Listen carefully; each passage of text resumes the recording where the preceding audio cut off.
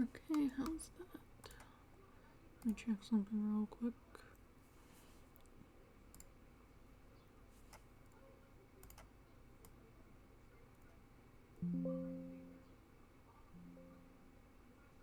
Okay, sounds fine. Unmute that. Or mute it, rather.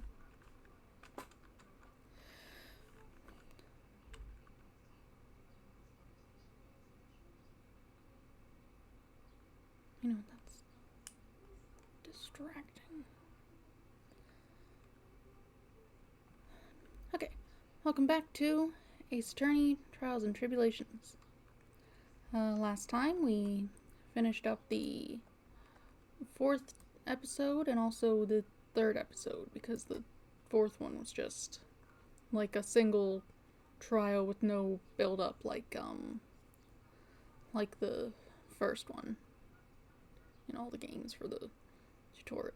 So now we're gonna start the 5th episode. We saw a bit of what was going on during the outside of the trial portions of that episode with Phoenix was sitting there. It looked like there was like an IV behind him. He was on a laptop. I'm not sure quite what's going on. We shall see.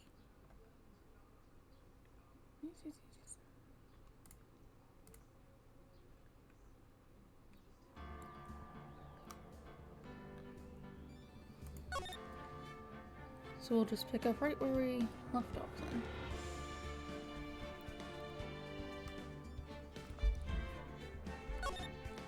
Episode 5, Bridge to the Turnabout.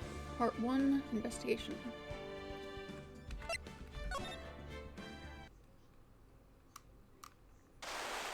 Ooh. There's the misty face. No, not whatever it is. Shichishitsu. A treasured Kodain village heirloom whose name means 7-branched sword.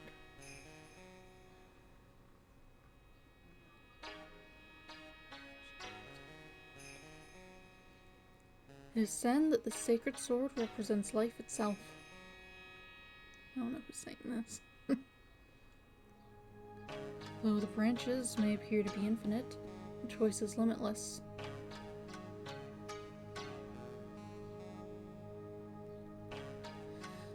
Like our destinies, the sword comes to but one end, one merciless point.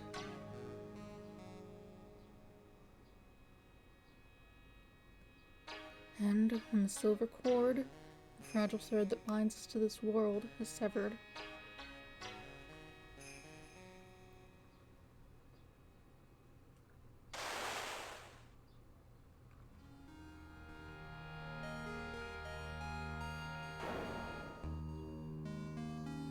The illusion has revealed, and the implacability of fate is finally laid bare.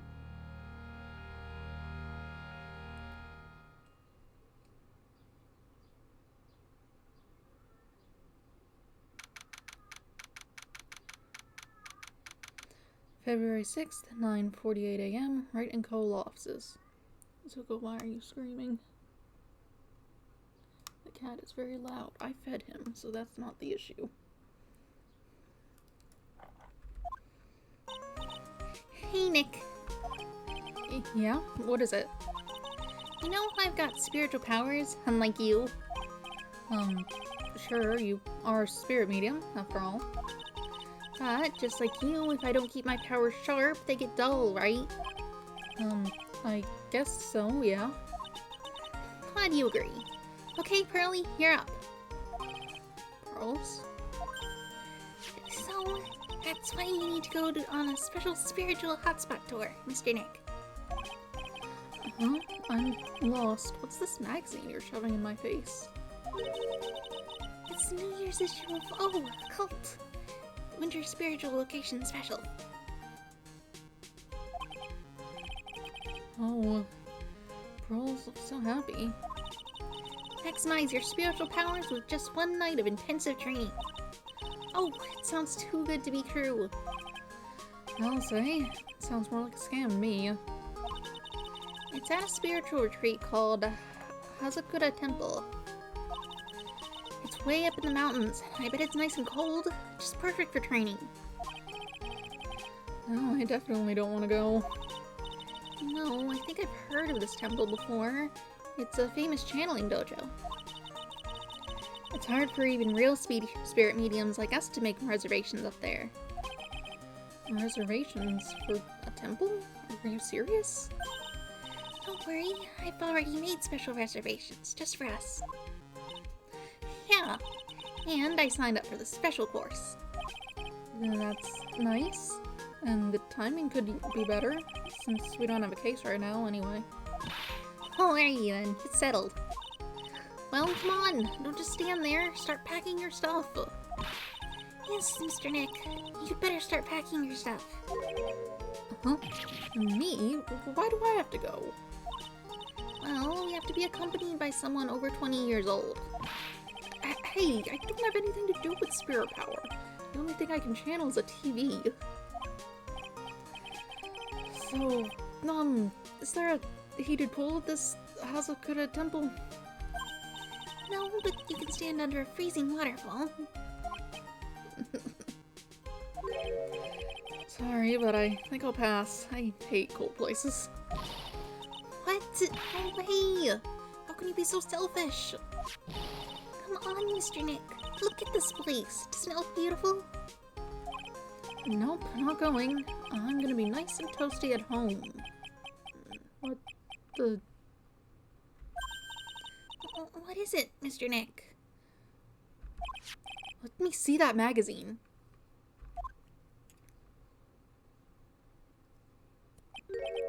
This nun... Is she a friend of yours or something, Nick? This girl... It's... Didn't she get, like, thrown in jail? For murder?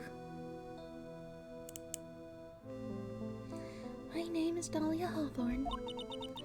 I just want to say it's an honor for me to be here in your noble presence. Honestly, how can any woman ever count on you for anything?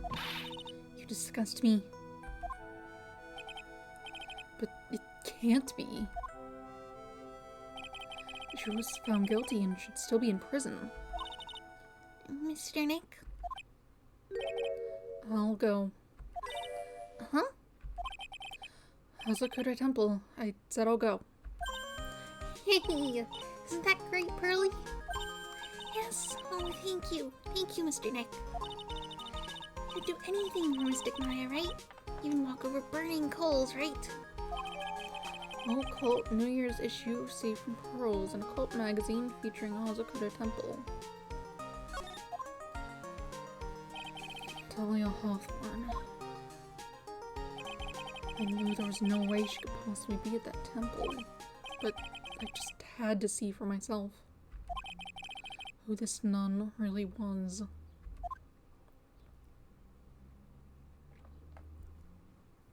Oh, snowy. February 7th, 3:24 p.m., Hazakura Temple, main gate.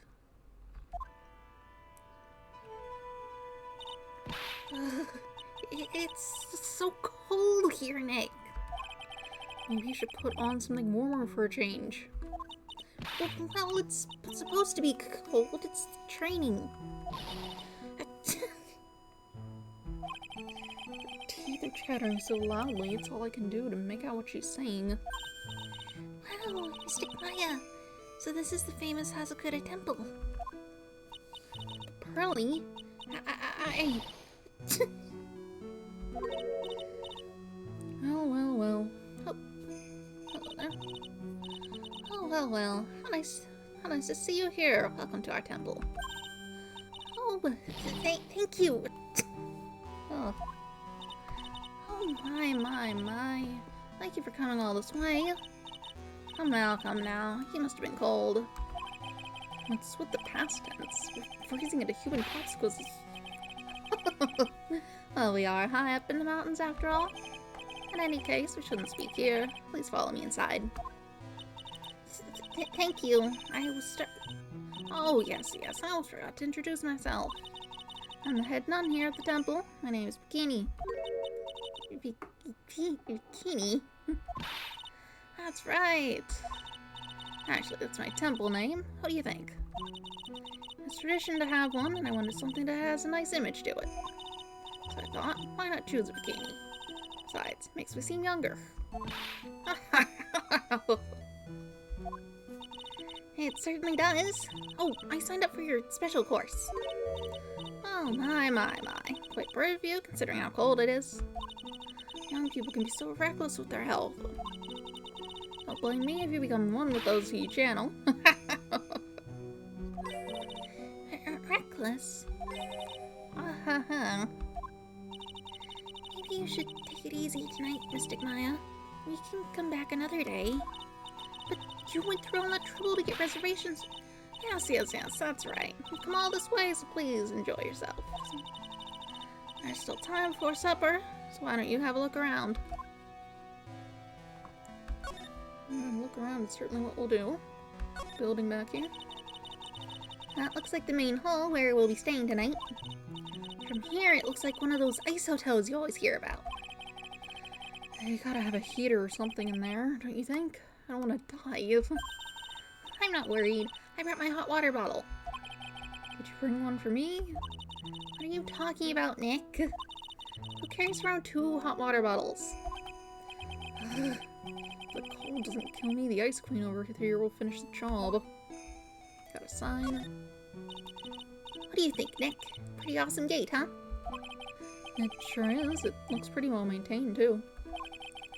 This thing kinda puts your hometown to shame, Maya. Yeah, well, a lot of things have happened in Crime Village. We used to be a lot richer, back when people hired us to perform channelings. Oh, I see. But now the place looks a bit run down. I guess I was just born in the wrong time. Got a bell. Oh, look, it's a cute little bell tower. I absolutely love the sound of a giant bell. Oh? So, which do you like better? That or the sound of money? Sorry, but I'll take money for the win, Nick. What are you apologizing for? Snow thing? Oh, look, it's one of those snow motorcycle things. Most people call that a snowmobile, you know? That's what they're called. Snow motorcycle things. Snowmobile. Same thing. Too bad we didn't invite Desiree. I bet she could race on the wind on this snowmobile. Maybe she'd give me a ride on this snowmobile. I told you it's snowmobile. Little door? No, not worth looking at. I guess it's just for when you don't feel like opening the huge gate. I'll talk to you then. What's going on here? So what's a channeling dojo anyway? Oh my. You don't even know that. Forgive him, sister. He knows not what he was saying. Oh, well. Just call me Bikini and forget that sister part. I'd prefer not to, personally. Channeling dojo is basically a spiritual power training ground. We have special holy items prepared here to help people boost their spiritual power. Holy items? If you train an entire evening surrounded by these items, it's quite mysterious. The spiritual power of these items seems to envelop you. Well, she must have just gotten off the trolley from the land of make-believe. What are you talking about? I fully missed that whole line. Give me a second. I also still missed the whole line. You need to stop interrupting people right now. I was saying nothing. Whatever.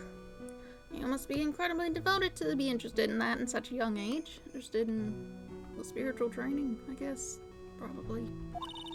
Yeah, it's a training session where you sit on a block of spirit ice and chant a spell. 30,000 times. All while being showered in freezing cold spirit water.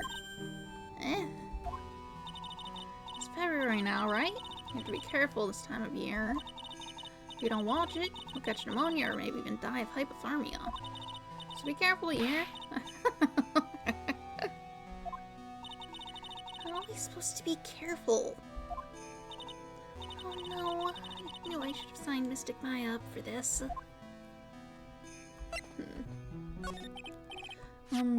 Sister, about this picture. Oh well, look at that. I must say I look rather divine here, don't you think? Oh, yeah, unforgettable in every way. You mean it? Oh, I knew it. The makeup was pretty tough, but Iris helped me out. Iris. That cute little girl in the photo. She looks just like me, doesn't she? we're just a small temple here, so she and I run the entire place. Really? That kind of sounds like... Sorry to cut in, but this Iris, where is she right now? Oh, just listen to you.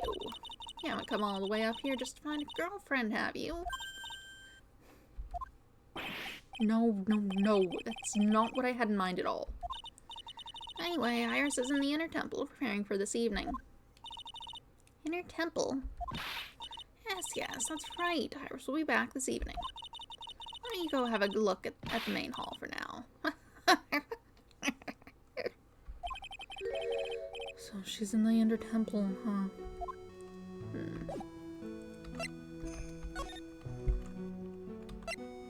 A bridge?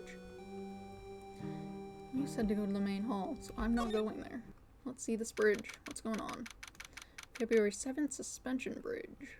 Interesting.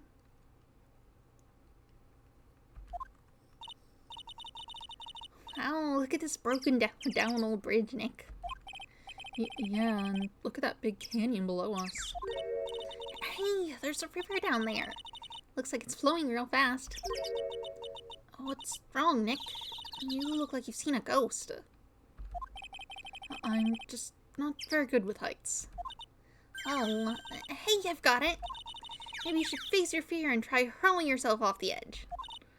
You know, 1, 2, 3, jump. It might be just what you need to get over your fear of heights. Yeah, death is a real good way to overcome phobias, alright. Anyway, it sure looks like a rickety bridge. Can't argue there. That's probably why it's called Dusty Bridge. Read it again, Maya. It says Dusky Bridge. Well, it's practically the same thing.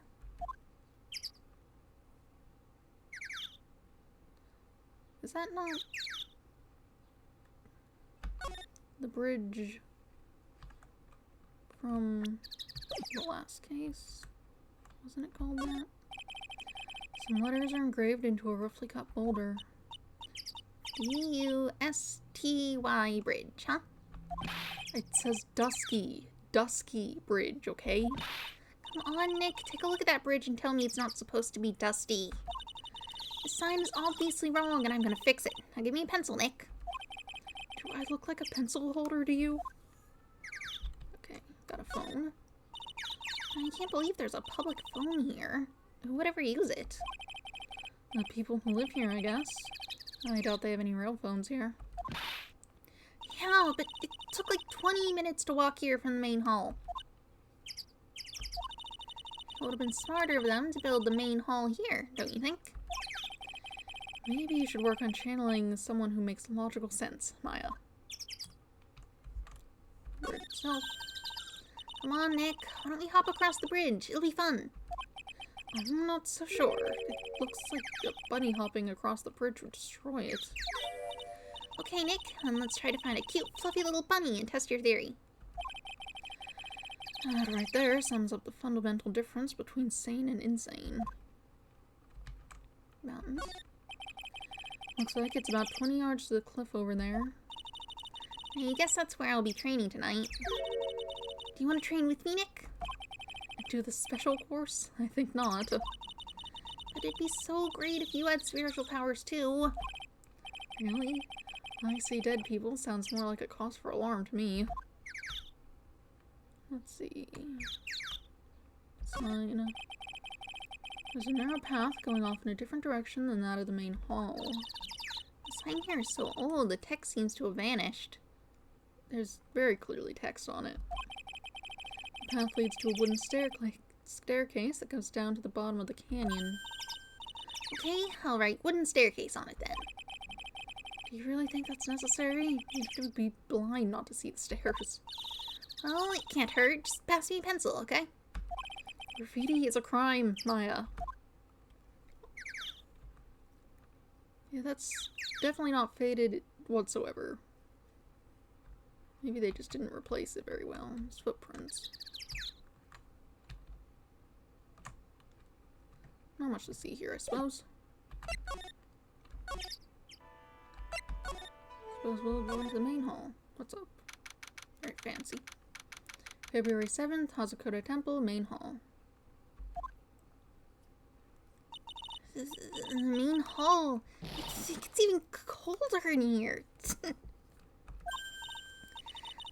Mr. Nick, do you smell that? It smells like meat and gravy. Yeah, you're right. I guess it's a pot roast for tonight. Yum. Weird. I thought they would serve something a little more, well, traditional. What are you talking about, Nick? You think monks and nuns just sit around eating rice gruel all the time? Mr. Maya is right.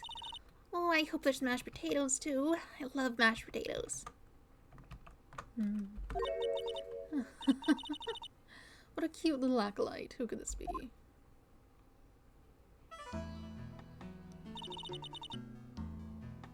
Why do you have a wizard staff?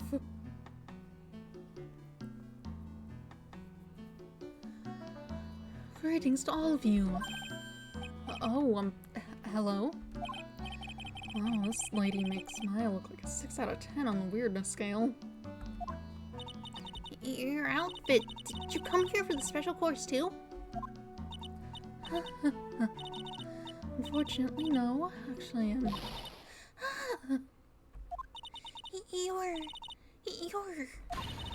You're Miss Elise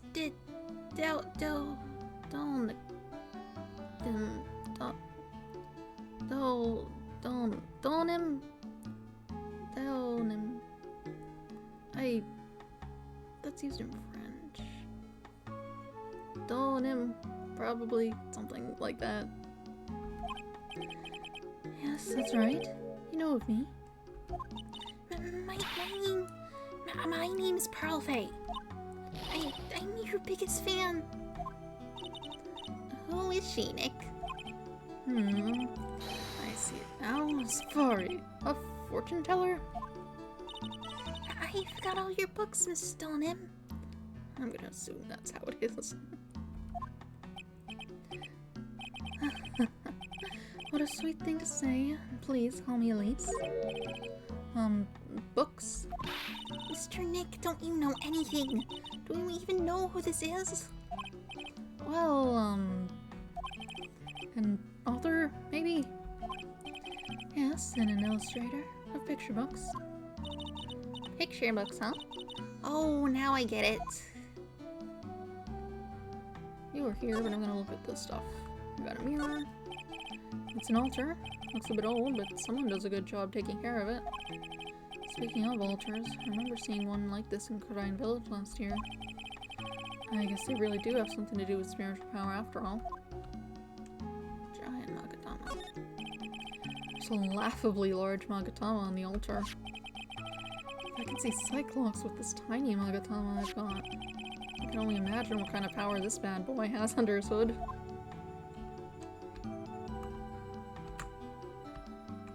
Writing on the wall. I bet the writing on these sliding doors are instructions for spiritual channeling.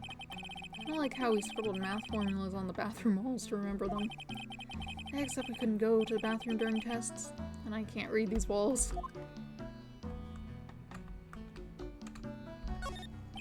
It's a stack of straw zabuton cushions. Maya told me this type of zabuton is called Enza. I suppose if I'd never come here, I'd have missed out on all these new things. There are straw zabuton cushions arranged around a hibachi brazier. I haven't seen a layout like this since I saw really old saw this really old Japanese movie on TV. If it wasn't for this hibachi, they'd probably freeze to death.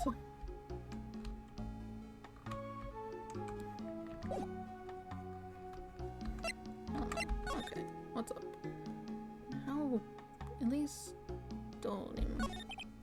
I'm sorry, I didn't know who you are. I don't get a lot of chances to really enjoy picture books. It's alright, I take no offense to that.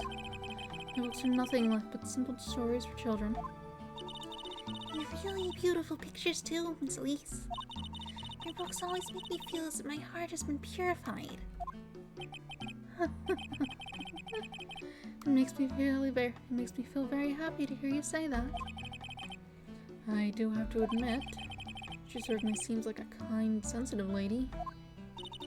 Miss Elise won an award last year for her book, The Magic Bottle. Yes, a friend of mine secretly submitted a story I had written to a publisher. They liked it so much that they asked if it was alright to make it into a book. Wow, it must have been a really great story. Maybe I should try to write a children's book too. If I do, you can secretly send it to a publisher for me, Nick.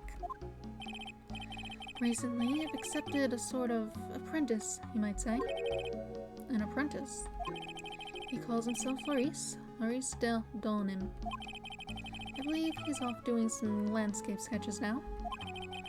On Maurice's behalf, as well, I'd like to thank you for your support. Of course, Miss Elise. Anything for you.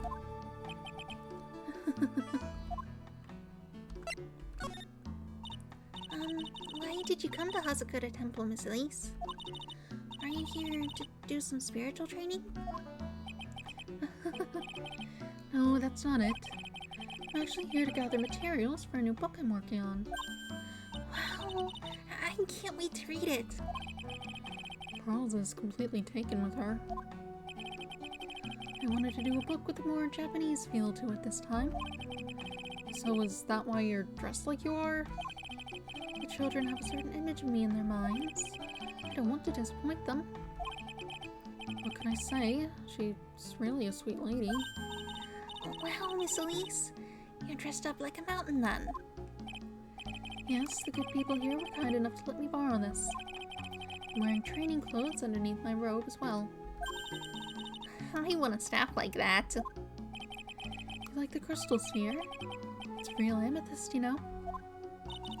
Maybe we'll find one like that up here on this mountain.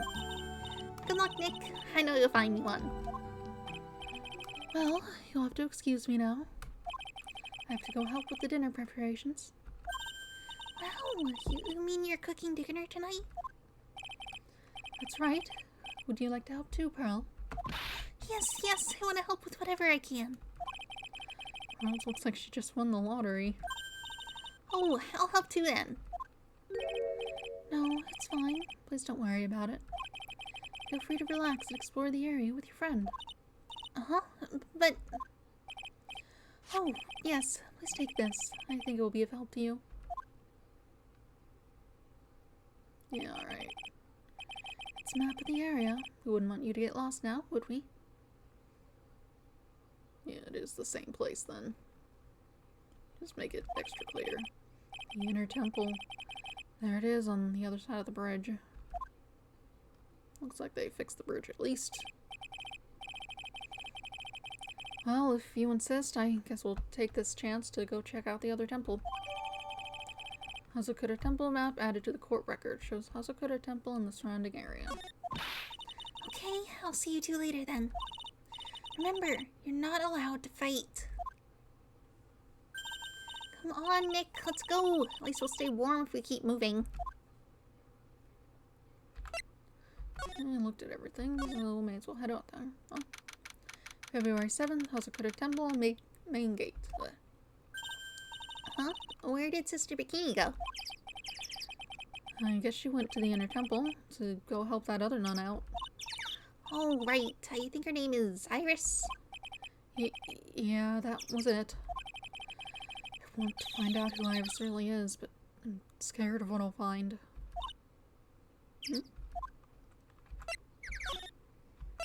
Let's go see.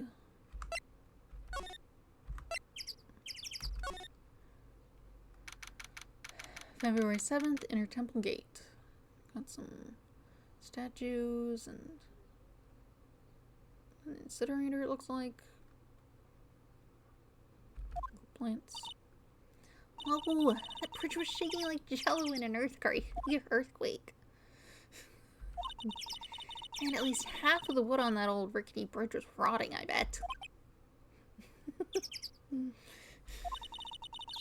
Not to mention that last part only had like one board left on it. What's wrong with you? Your face is all green. Can you not pick on me for a second? I'm still trying to get over the shock that we made it safely across that death trap. Yeah, I guess I'm a bit surprised too. Yikes, that temple is in bad shape. It looks like it could collapse at any time. I guess people don't use it too often. Doesn't really see it from here. There's a fence in the way. Is this really where you're going to train tonight? That has to be it. It's kind of creepy around here. Like a ghost might jump out at you or something. A spirit medium afraid of ghosts? Isn't it ironic, do you think? I think that's a reference to a song I haven't heard. I've heard of the song. So, that's the inner temple up ahead, huh? It looks kind of run down. Well, it wouldn't be very temple-like if it was all bright and shiny. So you're training here tonight, huh? Yep, and everyone will see my spiritual powers.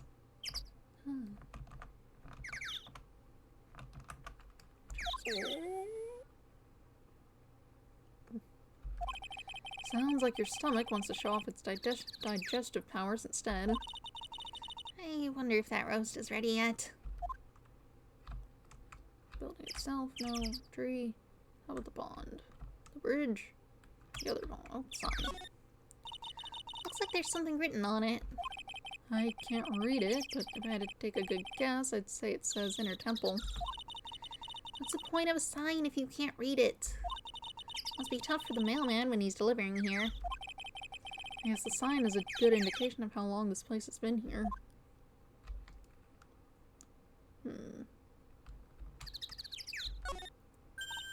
Hey, a half-open gate. That's practically a welcome mat. Yeah, except the sign on here says no entry. Nick. Rules are made to be broken, you know. You expect a lawyer to go along with that? Oh, come on. You're such an old lady sometimes. Let's just go. Don't blame it on me when Sister Bikini puts a curse on you. Now you've got me scared. Let's just forget about it, okay? Bridge itself. I don't care how much you pay me, I don't want to cross that bridge again. And you're gonna have to. Unless you want to walk all the way down the mountain or something. End up who knows where. No worries, Nick. No one's offering you any money. That's because no reasonable person would call that pile of popsicle sticks a bridge. The latter half of it was nothing more than a few planks of wood and some string. Hey, if we want to get back, we've got no choice but to cross it again, you know? Maybe I'll just stay. I've always dreamed of living in a little shack in the woods. Wow, you really are scared, aren't you? What are these plants? Still very green. Statues. Oh, wow! Look at these neat Buddha statues. Maybe I'll take one home with me. Maya!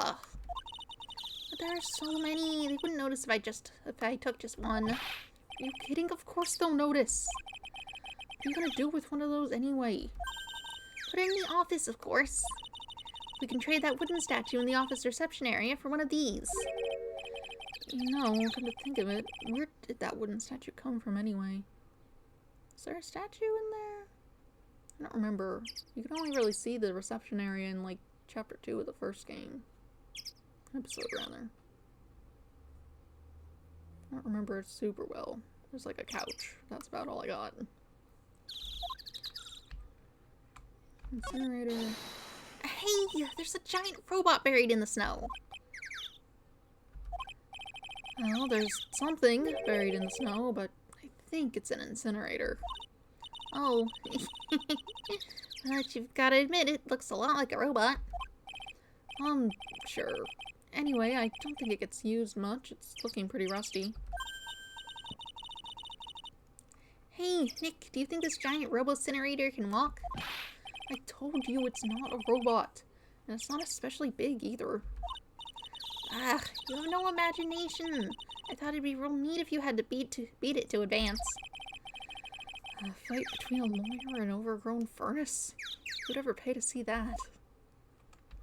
Anything else to look at? We have a mountain back here. Looked at that. Oh. Looks like this bridge is suspended by 4 of these wires. They're really thin. Shouldn't they be just a little thicker? Oh, stop it. You're such a worrywart, Nick. If the bridge were really going to collapse, I'm pretty sure the boards would break before these wires ever did. What's wrong? You're turning into an overripe avocado again.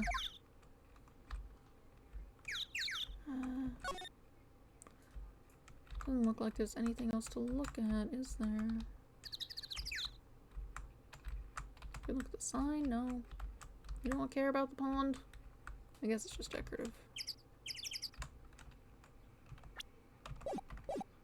Something else to do, I guess we can go further inside. Ooh. Oh, it like leads into a cave or something. February 7th, Intertemple Training Hall. Man, look at this place. It's just a tiny, freezing cold room. So this is where you'll both be training, huh? Huh? What do you mean both? I'm the only one. Really? But I thought... Pearlie's just a little kid. She couldn't handle this kind of intense training. So says a girl I can barely hear over her teeth chattering. Anyway, the real training room must be behind that door over there. Yep, definitely getting the feeling it's back there. Even I can sense there's something supernatural about the cavern behind that door.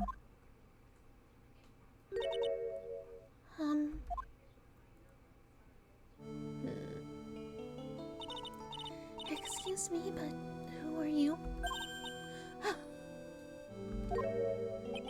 You're... Hi there! We're just looking around since we're going to be staying here tonight. Is something wrong? No, it's nothing. I wonder why she's spaced out like that. Don't you, Nick? Did you say something, Maya? Not you too, Nick. My name is Iris. I'm one of the nuns here at this temple. I'm Maya Fey. It's a pleasure to meet you. The pleasure is mine. Oh, please excuse me. I have some chores to attend to.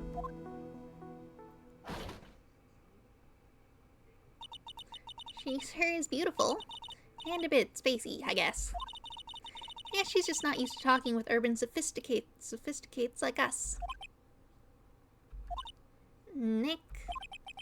That girl... It can't be, but...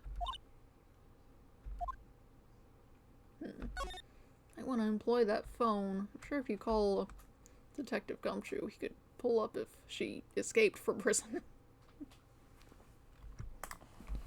Though I imagine something like that would have made the news. The actual training area must be on the other side of the store. I wonder what it's like. Oh. Phew, it's locked. There's a bar on it. You can move the bar.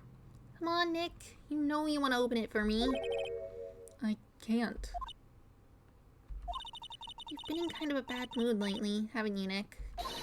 Safari. I know what it is. Iris. I-R-I-S. Iris and Nick sitting in a tree kissing. Gotta scroll. Hanging scroll. It doesn't look that old either. Ah! Oh, what is it? Why'd you scream like that? This scroll. It's my mother. What?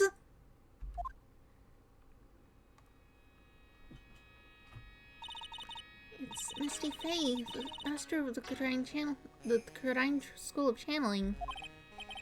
Are you sure? Yes. Jenny, what are you doing?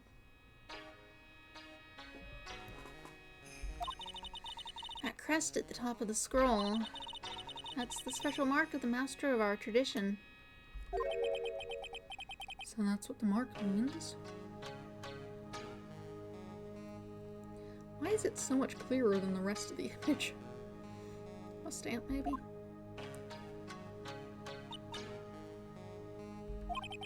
What is it? Nothing. It's just that I last saw her over 15 years ago. If it wasn't for that crest, I wouldn't have even known it was her.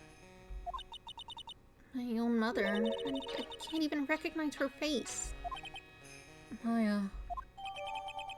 Hanging scroll added to the court record shows Misty Faye, master of the Kurain technique. I can look at it again. It's a hanging wall scroll showing Maya's mother, Misty Faye. It's not that old. That crest at the top is the official mark of the master. I wonder if this temple has some sort of connection to the Faye family. I think it does, actually. Supposedly, it was founded by a branch family member of the Kurain school. I'll have to ask Bikini in more detail when I get the chance. About Maya and the Faye family in general. Cool. We have some sort of incense, Tommy, drawers.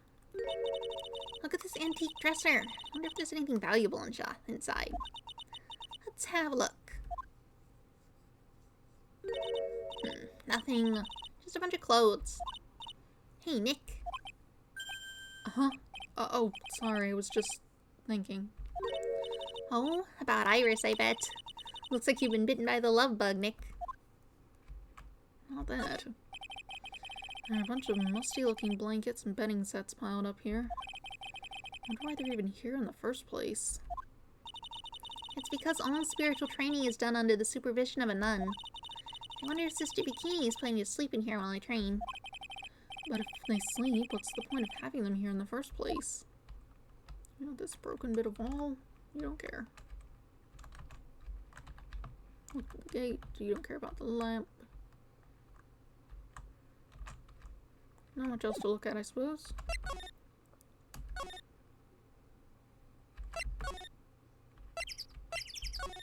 We gotta go back over the bridge. February 7th, Dusky Bridge. We managed to make it across Dusty Bridge. Nick, you look green. Are you feeling alright? Hey, what's wrong with you? Ever since we met Sister Iris at the training hall, you've been really quiet. Oh, I'm sorry. Hey, you, wait up. Who is this? Huh? You think he's yelling at us? He must be. There's no one else around. Would you mind moving? You're standing right in my way. Who is it? Oh, hi. What? I never got a voice for you because you're just like... Best guy I could think is Shaggy, but I don't think I can make that noise. Hey, I know you. You're... Oh, sorry. You gotta run. See ya. Hey, wait a minute. Oh, nice to meet you. I'm Larry Stonen. Liar, you're Larry. Your clothes may change, but you're still butts. Shut up. I'm Maurice. I'm just here to do a sketch of Dusky Bridge. So it really is our Larry. Not that I get why he's pretending to be someone else. How are you doing? So what are you doing with the last name Donut? Well, I just wanted to start over again with a clean slate. A clean slate. Remember, don't you, last time? Mask to mask case. After that, I started to realize I didn't like this guy known as Larry Butts. And that's when I came across it. The Book of Destiny. The Book of Destiny? Do you mean... The magic bottle by Miss Elise Donim. It's so beautiful, so moving, so gentle. My heart felt cleansed. I was saved. Maybe I should buy a copy of the magic bottle. Oh, there you make a great book salesman. I really want to get that book too now. Now too. Okay. She's the most wonderful person I've ever met. Follow her anywhere. Well, she certainly is a very elegant lady. You see. Here's a photo I took of her in secret. Don't do that. Wow, that's a beautiful photo. Her hair is brown.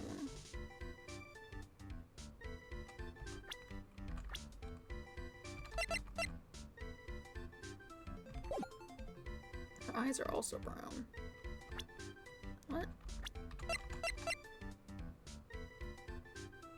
Is that just weird coloring? You want a copy, don't you? It's okay, I just happen to have made extra prints. Photo of Elise added to the court record, taken by her only pupil, Larry Stoneman. Interesting. Picture books. Still, it's kind of hard to imagine you as a picture book illustrator. So tell the truth. You must have some kind of ulterior motive, right? But what are you talking about? I don't trust anyone anymore. Especially not women.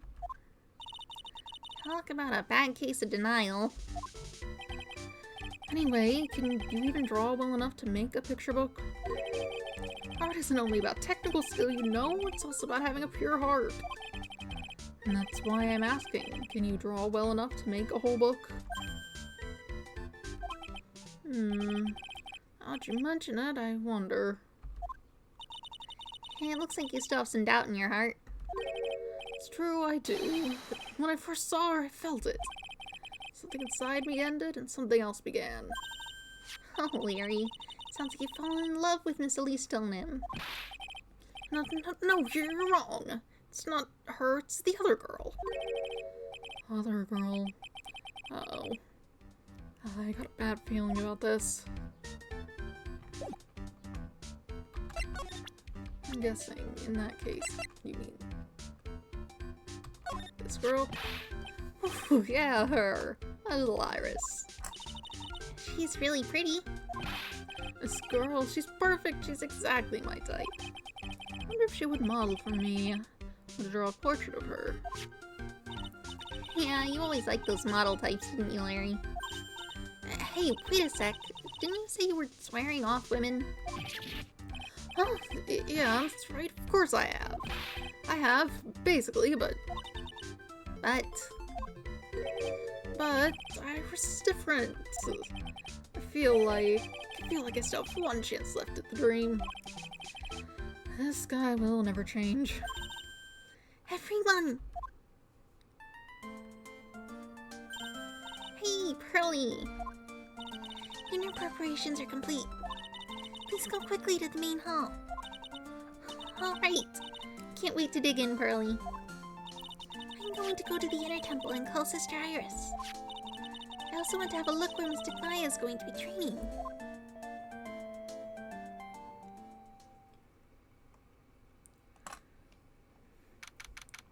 February 7th, 7:46 p.m., Hazakura Temple, Main Hall. Why am I stuffed? Are you sure it's alright to eat that much before your training? Well, this kind of training is a battle of endurance. Mystic Maya, please don't do anything that might put your health at risk. No pain, no gain, I guess. I'm still worried about you. Well, let's not dilly-dally, shilly-shally. You must get ready for tonight. Good luck, Maya. Alright, here I go. I'll see you all tomorrow, I guess. Iris, please ring the bell at 10 for the lights out. Iris, please ring the bell at 10 for the lights out, alright? Yes, Sister Bikini. And then, after you ring the bell, I want you to come join us at the training hall. I understand, Sister Bikini. Maya and Bikini really seem excited about this training thing tonight. Well, Pearl, what are you going to do tonight? Well, If you'd like, you can come to my room. Perhaps we can read some books together. really? I'd love to. I'm not very good at reading. How old are you? You're like 9 years old. You should be able to read, like, anything.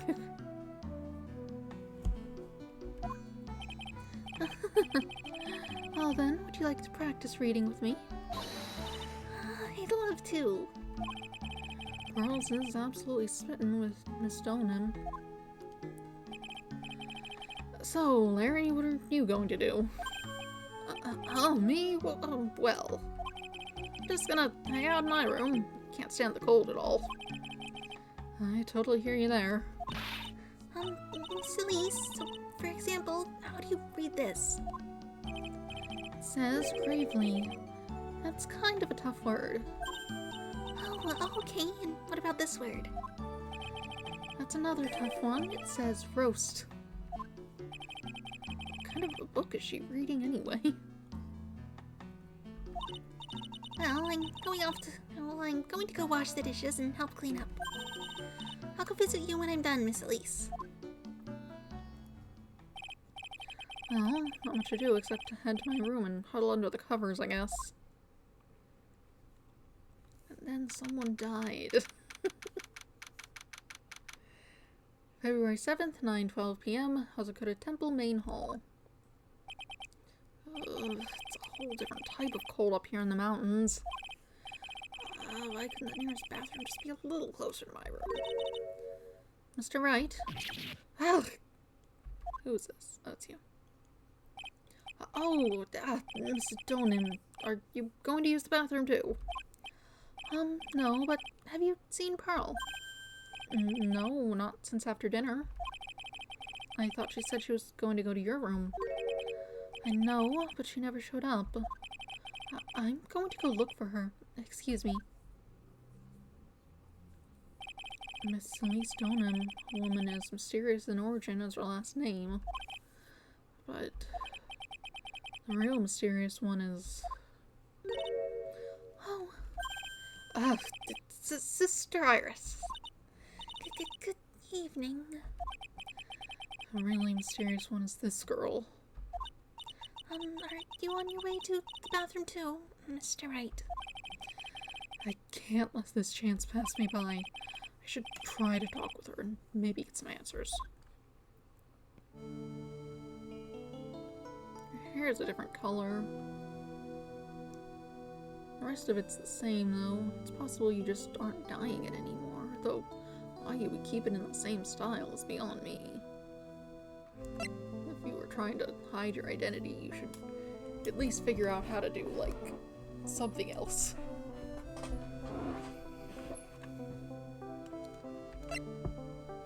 Alright, what's with you? Your sister, Iris, right? Yes. That's a new expression on you, at least. So, when did you come to Hazakura Temple? I don't remember. Ever since I was a small child, the temple has been my home. So you've never left? Well, I don't have any family left to take care of me. Sister Bikini, I've come to think of her as my real mother, as it were. I see, but didn't you go to college? And maybe enroll in the Ivy University Literature Department? No, I never had an interest in going to a big university like that. I think you'd get better answers talking to the other one.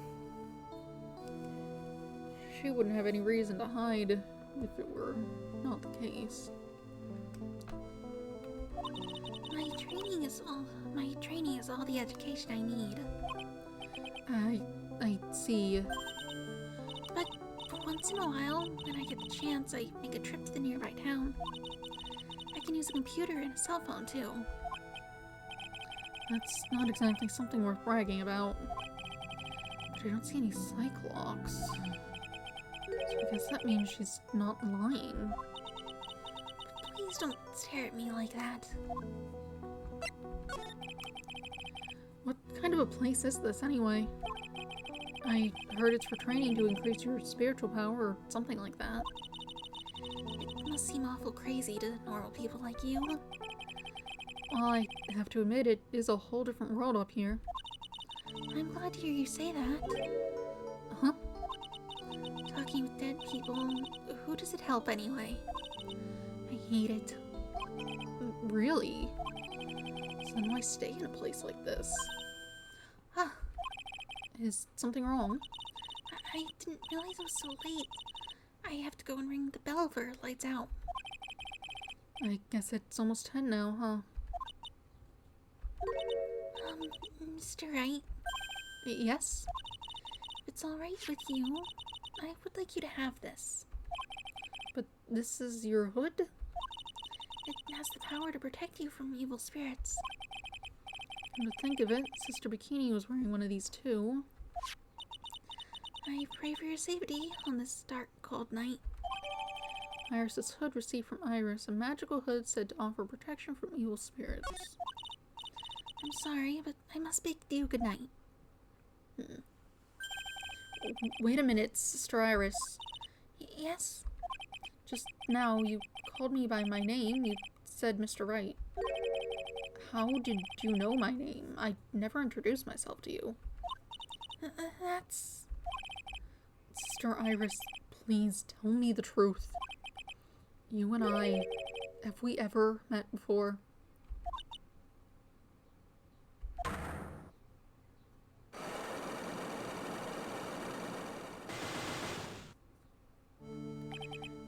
Iris. Oh, it's almost 10. Perhaps we can speak again tomorrow.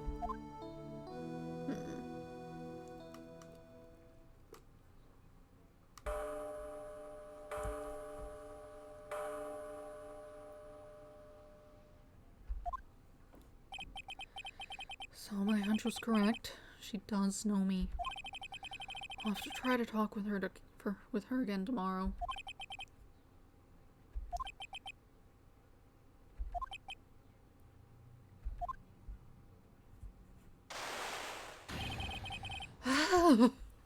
Who's this?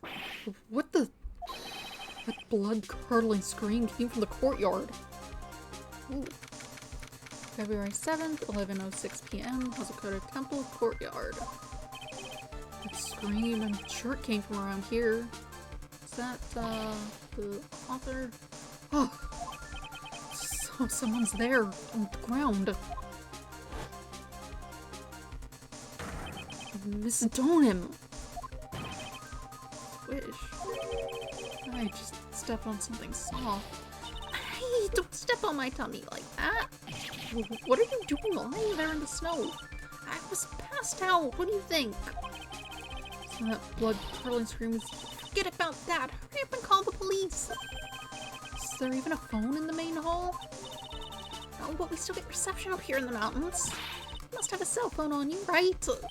I, didn't bring it with me. You're useless. I mean, even Iris has a cell phone. You've got no choice. You have to use the public phone by Dusky Bridge. Hurry, hurry, hurry. Run as fast as you can. Yes, ma'am. If you don't hurry, Iris will... February 7th, 11:18 p.m. Dusky Bridge. It's farther than I thought. Bridge is just up ahead. I have to go tell Maya what happened too. Oh! Oh! Dusky Bridge, it's burning down! What the heck happened? What's that face for? What are you doing here? Ah! Oh, what is it? Is it me? Don't scare me like that, Larry. I almost had a heart attack. name isn't Larry, it's Reese. Larry, hurry up and call the police. I'm going to the Inner Temple. Don't be stupid. The bridge is nothing but a burning wreck right now. Listen to me. There's been a murder here at Hazakura Temple. What? Murderer might have fled across the bridge. I have to make sure Maya is safe. But please call the police. I've got to go. Get out of my way, Larry. This is too dangerous. Nick, wait. I must have been crazy. I knew how dangerous it was, but I still went for it. Oh! Nick! Okay. Goodbye. Weakened even more by the fire, the rickety old bridge plank snapped and gave way.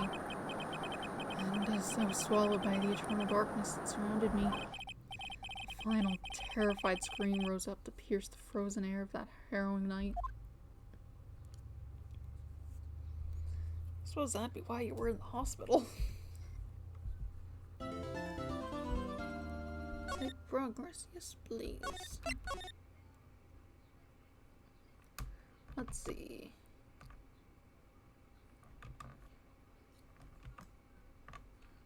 I'm going to go use the bathroom. I'll be right back. Oh, what on earth has happened there? That looks bad. Do that in a minute.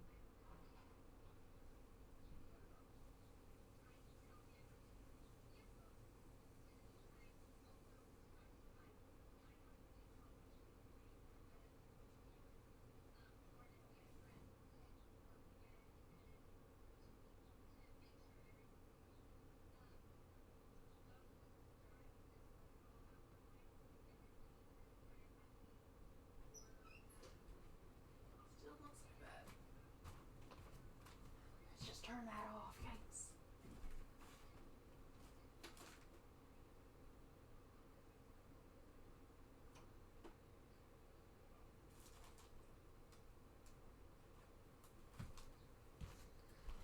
I've returned. So the computer crashed badly. The screen was all orange with little vertical stripes across it. Very odd looking. The computer's off now.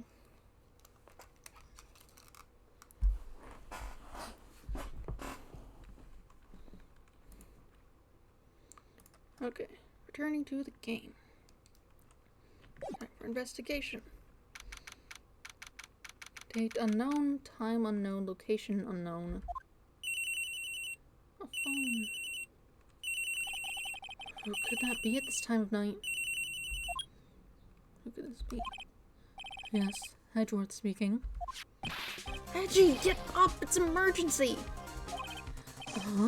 Larry, do you know what time it is? I guess you two keep in contact. It's not Larry, it's Reese. Larry's stolen him. This is nothing more than a terrible nightmare. I'll just roll over and... Wait, don't hang up, it's an emergency. It's Nick, he took a really nasty spill. Well, it wouldn't be the first time, so... I'm not joking, his life is in danger. What happened? Tell me. Look, I'm not a guy with bad luck. He may already be dead. Anyway, you've gotta come back. You're the only one that can help. My Iris, my beautiful Iris, she needs help. Alright. I don't know what's going on, but I'll be there as soon as I can. I'm at the detention center. Please hurry. It's been 1 year since I left that country. I thought I wouldn't have to see him again for a while. Sounds like it won't be a pretty reunion. As if I expected anything to change. February 8th, 2:19 p.m. Detention Center Visitors Room. I'm late, Edgy. What took you so long? I don't want to hear it. I chartered a private jet just to come as quickly as I could. Well, we should have chartered a faster one. Anyway, just listen. Something happened to Miss Elise, and Nick is...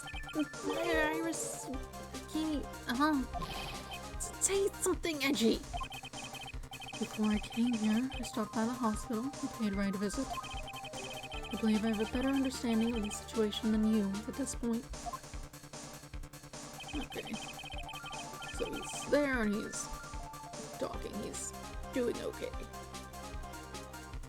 The murder victim was the picture book author Miss Elise Stillman. She was found by Wright and the head nun. The suspect is the temple's younger nun. Then later, while Wright was crossing the bridge, it broke and he fell into the river. The hospital says he'll need at least 2 days of bed rest. Yes, that's right. You got it. But they arrested her. My sweet little Iris. And here I was, convinced he was the one the police had arrested. However, I still don't understand what these 2 items are for. What are you talking about? The things Wright gave me when I was leaving his room. This is the first. He said some nonsense about being able to see into people's hearts with us. And the other, he couldn't possibly be asking what I think he is, could he? I'm begging you. Iris' trial starts tomorrow. To take out of the picture, you're all I've got left. You're the only one that can represent her. What did you just say? You know, represent, defend. What were you expecting? Why do you think I called you anyway? I'm a prosecutor, Larry. A prosecutor. Do you understand what I'm saying? Prosecutor is a lawyer. Don't talk to me like I'm a kid. I graduated from junior high, you know. Don't worry about it. I promise I won't tell. But I drew a paper badge. Had no problem fooling an entire court before. how could this country's judicial system have fallen into such decay? Please, Edgy. Please listen to her. Listen to Iris' side of the story. So Wright wasn't joking when he gave me this badge after all.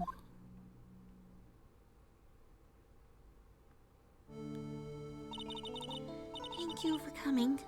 My name is Iris. Oh, hello there. Boy, don't... You're new.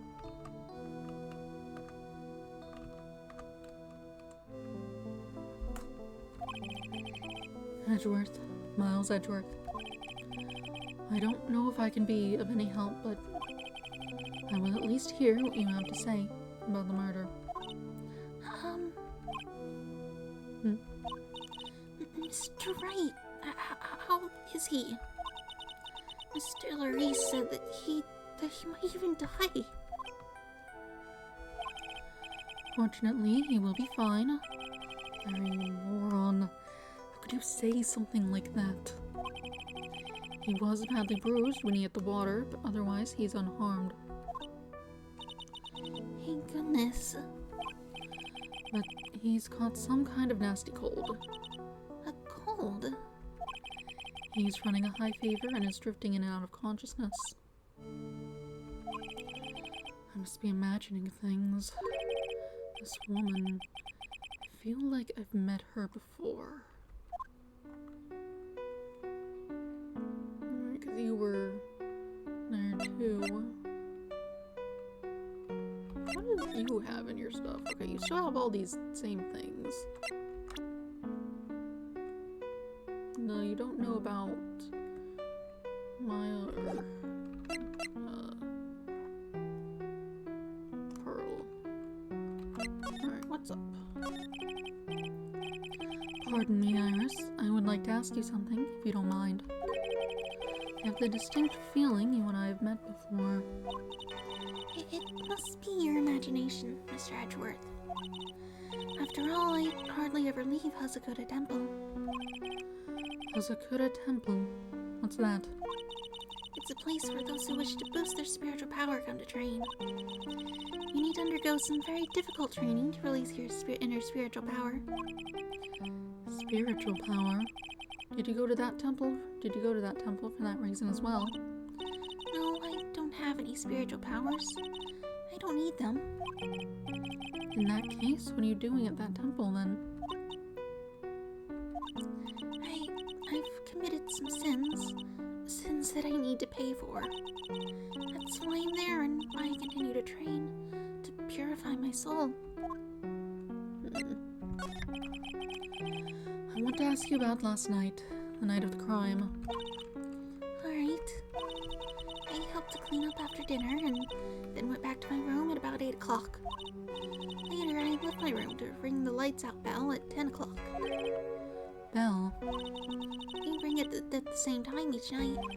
I see. And then? And then... I was told to go to the training hall, but I went back to my room and stayed there. Why didn't you go to the training hall like you were asked to? I was frightened. Frightened? So I just stayed in my room and meditated until the murder happened. There's more to her story. I just know there is. Maybe I should dig a little deeper. Frightened? You were asked to go to the training hall on the night of the murder. Yes. However, you didn't go. Because you say you were frightened. What exactly were you so frightened of?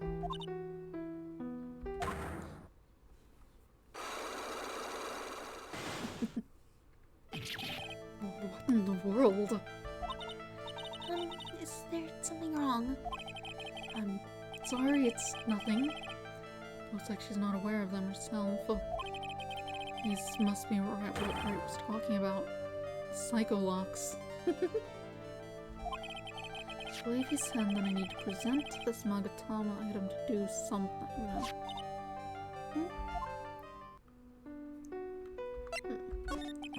So do you have any idea as to what really occurred last night? I think it was the result of the tremendous spiritual power that was unleashed. Spiritual power? Yes, spiritual training has been a cause behind many great tragedies. This incident was just another example. Iris, I'm sorry, but I can't accept that. I'm a man of science. I don't believe in spiritual power. Yes, I understand. Most people don't. But I'm certain that the thing that killed the victim was a human. So please answer me this simple question. Were you the one who killed Elise Dolnim? No. I'm not the one who took her life. Those psycholock things aren't appearing. I suppose that means I can believe she's not lying. What's wrong? I can't believe what I'm thinking. And here I just finished saying I don't believe in spiritual power. It appears that's about all you can tell me. Thank you very much for listening to my story. I visited Wright at the hospital before coming here. He asked me to take care of you. Me? Yes, at the trial tomorrow, he asked me to defend you. If Mr. Wright has that much faith in you, Mr. Edgeworth, then I will gladly entrust my fate to your capable hands. But before that, I have one question. Yes? Do you know Wright? Why would you ask that? Whenever you came up in our conversation, you would begin to act a little strange. Mr. Edgeworth, what is Mr. Wright to you? He is a very dear and indispensable friend. It was 5 years ago. That's when I deceived him. You deceived him. I heard that he was in a lot of pain afterwards because of what happened. I know what a weak person I am. That's why I thought it would be best if he never saw me again. I wanted him to just forget about me without learning the truth. Well, if you ask me, Wright is still suffering. And until he learns the truth, I don't think he will ever be able to truly recover. Iris, it's not too late. You should go to him. Tell him the truth. She's kinda stuck right now. I'll defend you, but only if you agree to that one condition. Alright, Mr. Edgeworth. I promise. Very well. I'll do everything in my power to get you an acquittal.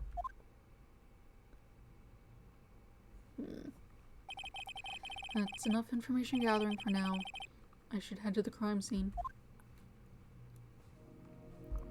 Do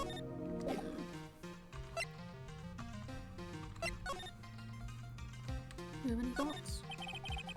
The guard is glaring at me. If someone glares at you, it's only polite to return the favor, is what I was taught. Are you alright, Mr. Edgeworth? Oh, excuse me. Camera's glaring at me. If something glares at you, it is only polite to return the favor, is what I was taught. Is something bothering you? Oh, excuse me. Well, let's head all the way out here. You gotta get on a train or something, I guess. Oh, it's been boarded up. I guess because it's no longer a bridge. Is Maya alright? She was like over there. She probably brought her cell phone, one would hope. February 8th, Dusky Bridge.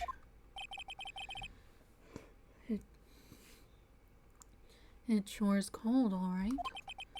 So this is it, Dusky Bridge. Oh, wow, it's you, Mr. Edgeworth. Who is... Oh, it's you. Detective Gumshoe. Long time no see. It's been about a year, or has it been longer? It doesn't matter, Detective. What does matter is why you're shuffling around up here. Oh, ouch! There's that sharp left jab. Well, I'm happy to see you anyway, Mr. Edgeworth. Let me guess, you were transferred via HR to the local precinct. Wise decision. The vast amount of nothing up here should be quite easy to guard.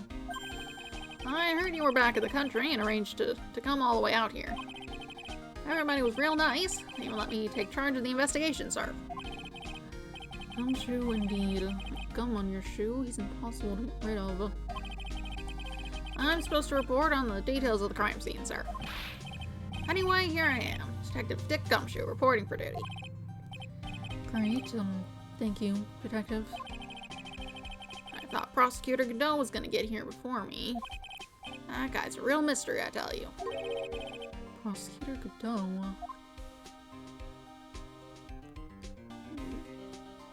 Oh yeah, I remember something.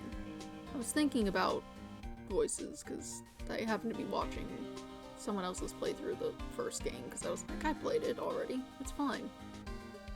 And I was thinking about voices, and I was like, vaguely recalled the general thing of what I was trying to do for his voice now. And at the time I was thinking more detective type, but it's occurred to me that that is not in fact the voice that I'm doing. The voice, I don't know what that voice would be. Instead I've settled more toward cartoony gangster. You know, the kinds are like, and then this over here, you see? Sort of thing. But I somehow managed to get those confused. Anyway, that's what's happening. You should have new dialogue for things because you're not Phoenix. So this is the bridge Wright trying to cross. Pretty reckless, if you ask me. I'm amazed he survived the fall from up here. Yeah, he's one lucky guy, sir. Now I see how he manages to win his cases in court. Blind luck. I think dumb luck suits Wright just a bit better.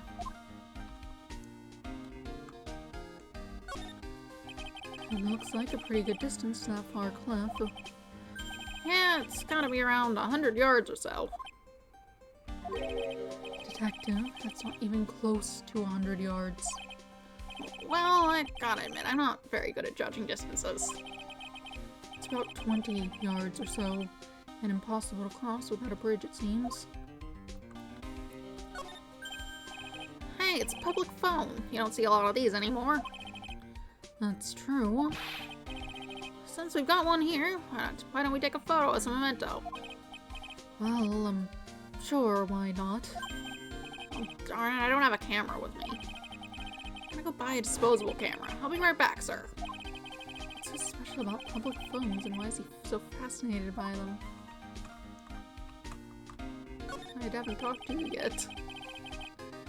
Some letters are wildly engraved into a roughly cut boulder. Dusky Bridge, it certainly is an appropriate name. I wouldn't say that's wild at all. The fact that they said the other sign was faded, I feel like maybe they just didn't when they replaced the whatever with English letters, they didn't replicate the weathering that was presumably present. Certainly is an appropriate name. I need to get some glasses, Mr. Edgeworth. That sign says Dusty Bridge. I can see how you read it wrong, though, sir. You're the one who needs glasses, Detective. Try reading it one more time. Ah, you're right. It is Dusky Bridge after all. I guess whoever wrote this made a mistake.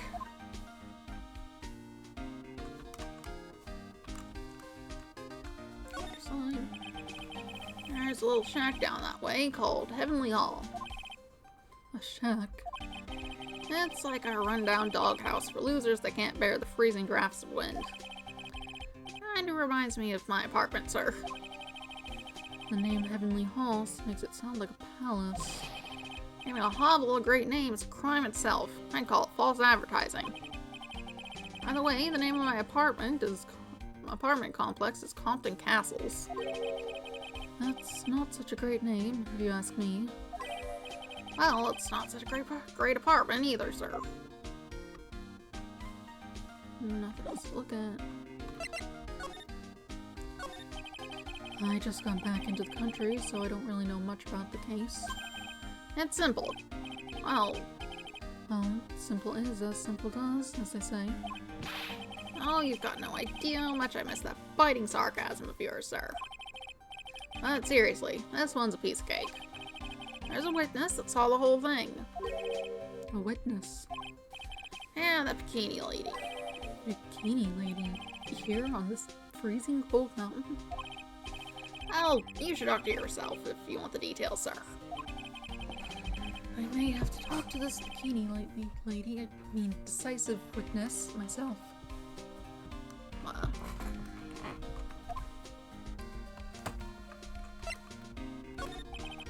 So, this is the bridge that Wright fell through. Yep, I can't imagine being that reckless myself.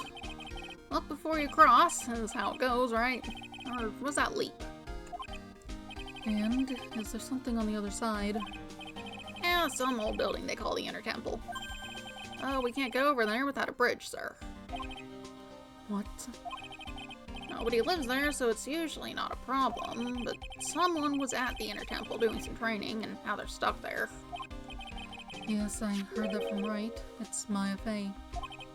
Oh no, her again. Anyway, the air's really turbulent right now, so we can't do an aerial extraction. No one's gonna be able to reach the Inner Temple until tomorrow, sir. Will she be alright in this cold? So, how did this bridge burn down anyway? We're almost 100% sure it was lightning. Lightning? Suppose there were flashes of lightning going on. So, who is this Prosecutor Godot? I've never heard of him. It wasn't raining, though. Unless, I guess sometimes it snows with lightning, but that's not very often. Didn't look like it was snowing actively either. So, who is this Prosecutor Godot? I've never heard of him. Yeah, he's a new guy. Showed up after he left the country. He's a complete rookie, but nobody can say a bad word about the guy. What kind of a man is he? He just became a prosecutor recently, but he's good, sir. Real good. If he's so good, how is it that I've never heard of him? Is he the lead prosecutor on this case?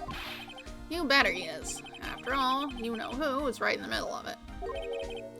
You know who? Phoenix Wright, of course. For some reason, Godot's really got it in for Mr. Wright. Oh. Yeah, he seems to have some kind of grudge. And what would be the cause of this grudge? I don't know. Maybe he made fun of his mask or something? None of this is making any sense. I'd better look into this Godot myself. You're telling me that the bridge caught on fire due to a fluke bolt of lightning. Yep, last night it snowed for the first time in 3 days. It's a little unusual for lightning to occur during a snowfall like that. But according to the weather data, lightning definitely struck. Weather data added to the court record, a regional weather report for the night of the crime. I see. This is a very detailed weather report. Almost too detailed. It even has the exact time that the lightning struck the bridge. Oh, well we got that information from the witness's testimony. Someone actually saw the lightning hit the bridge. Who was this witness? Sorry, I'll go ask one of the local cops later, sir. Alright, you didn't hear about the specifics. Alright, well, you got any thoughts on anything I have? Here's the victim. There's a lot we don't know about this victim. We don't know her real name, her background, we don't know anything, really. That's rather odd. If she was trying to hide her identity, why would she become an author? I bet it was just one of those things, you know? She probably never expected to get so popular.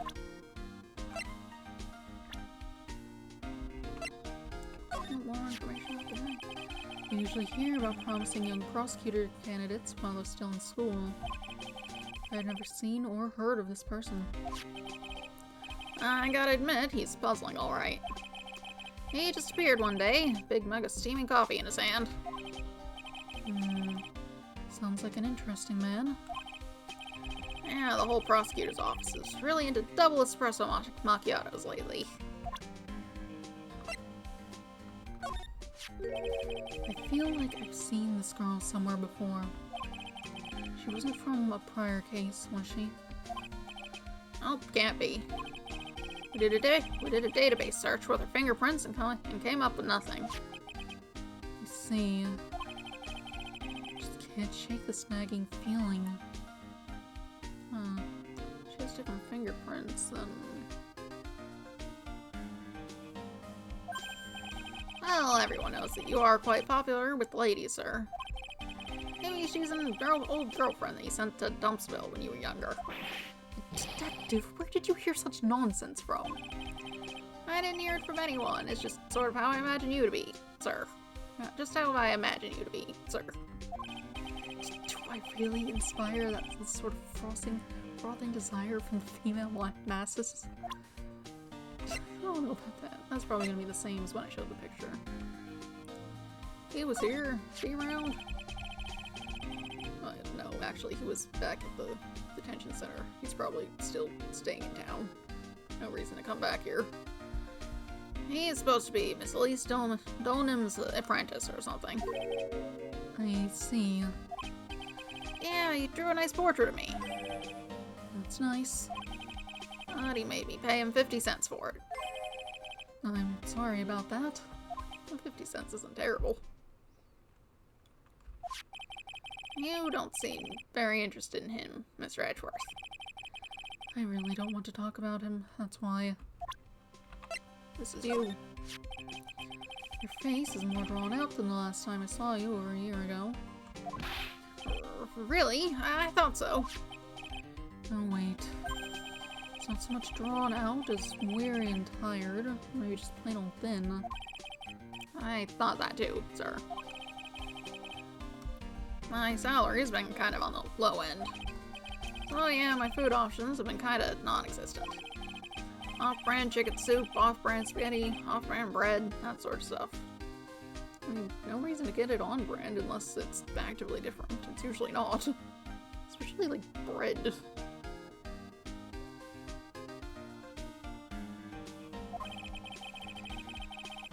I thought you were really into instant noodles last year.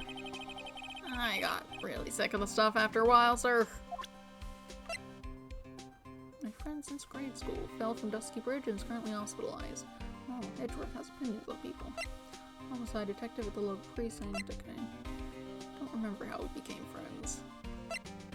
Okay, unknown age.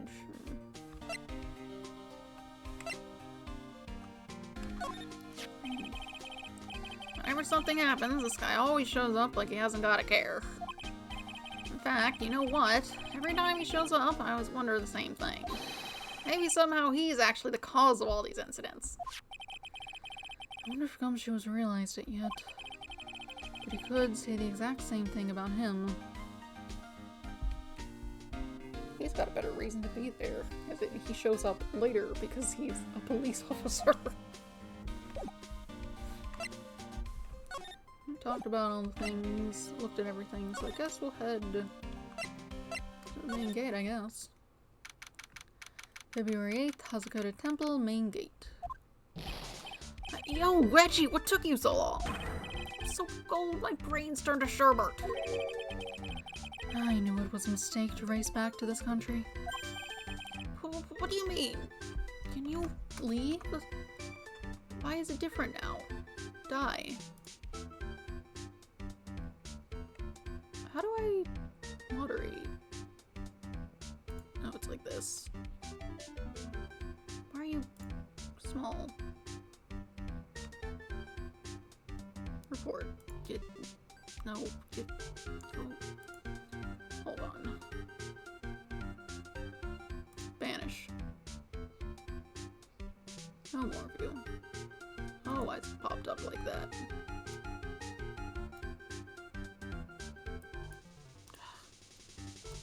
Apparently leaving it like that is not good, because then I can't reach half of the interactions. Anyway, I'm gonna have to...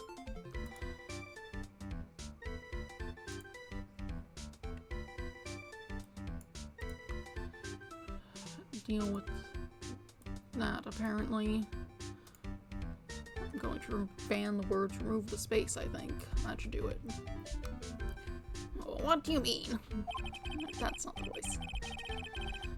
Wright is going to be fine, and the case itself isn't anything unusual. And I find myself taking a request to defend a woman accused of murder. Hey, wait a sec. Hold it. Objection. What's going on here, Mr. Edgeworth? It's hard to explain, but one thing led to another, and... What kind of lame excuse is that? You call yourself a defense attorney?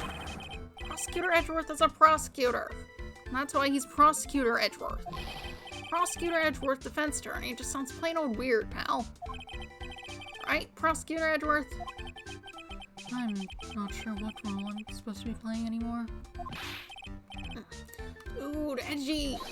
don't see you for a couple of years and your heart turns to sherbet. I'd say more like sorbet. It's rather cold here. What's the difference? I think sorbet is more ice than sherbet. Sherbet's a bit creamier, like unpleasant orange flavored ice cream, I think.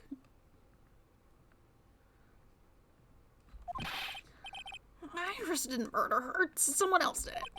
I just know it, okay? Just trust me on this one. Ever the romantic, aren't you, Larry? Nevertheless, I'll do whatever I can to prove her innocence. At least until I pass the baton on to Wright, that is. You got further thoughts? Man, I'm telling you, Iris is so cute. Right, Edgy? You think so too, don't you? What's wrong? Why are you quiet? Why are you so quiet? To put it simply, your comment has me highly concerned. Could it be that the reason you think she's innocent? Come on, a girl that cute can't possibly be a murderer. I was right after all. I should never have come back. No, don't worry. I see things for how they really are this time, honest. If I had a penny for every time you said that. It's just that, Iris is a delicate flower. You can't force things too much, know what I mean? Huh? I have no idea what you're talking about, Larry. Forget it. I didn't say anything. Night of the crime. Larry, where were you and what were you doing on the night of the crime? Larry. What? Just don't tell me. You think I might have done it? What? Get lost. Go back to your charter jet and get out of my sight, you creep. I hope your plane crashes and you die. I'll ask just one more time. On the night of the murder, where were you and what were you doing?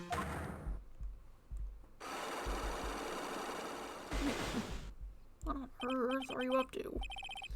As I suspected, psycholocks. I'm sorry, man. You know me. I just don't remember. My short-term memory's a wreck, dude. Don't really have anything for that yet, so you have new things to say about everything. That must be the main hall back there. Brilliant deduction, sir. You're just coming along and helping.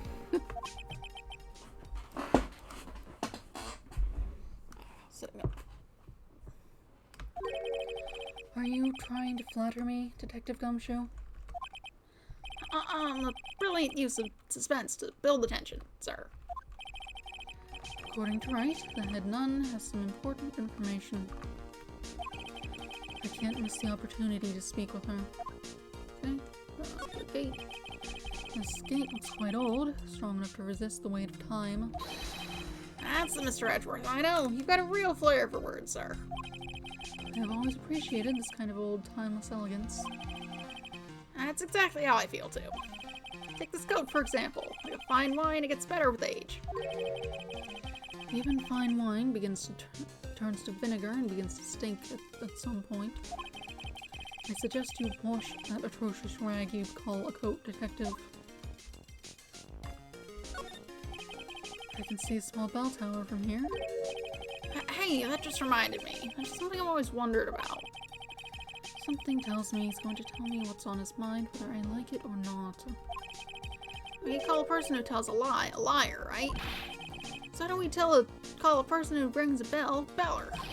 Or truer, for a guy who tells the truth. Oh, man, I'm not gonna get any sleep tonight. I had no idea you're such a deep thinker.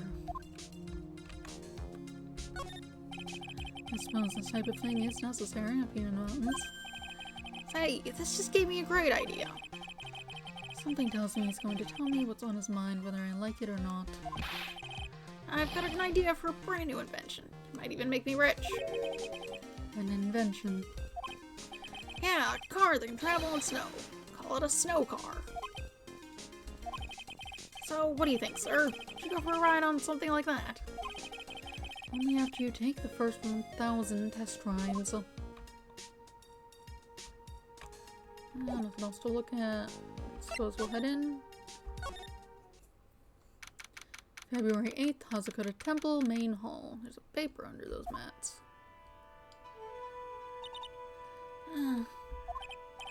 Hey, hello there. So, how are you feeling? Alright, I suppose. Who is this? My name is Miles Edgeworth.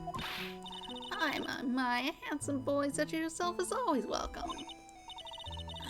If circumstances weren't so tragic, I might just... Please don't call me boy. I'm sorry to trouble you. I'm looking for a woman in a bikini. Well, you have found her. Now what can I do for you?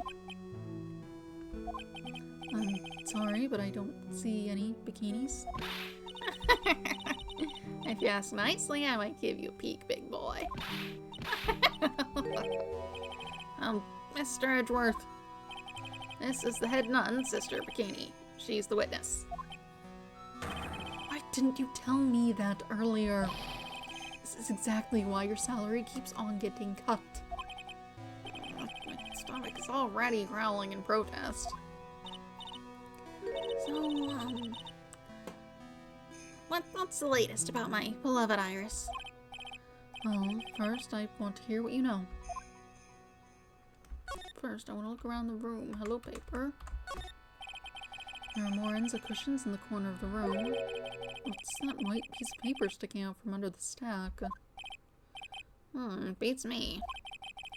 Would you mind checking that out for me? Would you mind checking that for me, Detective Gumshoe? Yes, sir.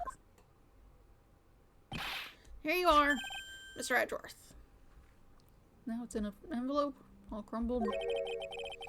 Looks like an old manila envelope. Yeah. What is it, Detective? This could be it. An ultra important clue. A super special clue. I suppose I should read it myself then. Looks like a letter addressed to Sister Iris. Tonight at 10 at Heavenly Hall, unless you want your secret to be exposed. This sounds like a blackmail letter. Note to Iris added to court record found in the main hall. Maybe she dropped it. Nice going there, Mr. Edgeworth. Why can't I ever find clues like that? It was pretty obvious. You're an ultra important prosecutor. Super duper prosecutor.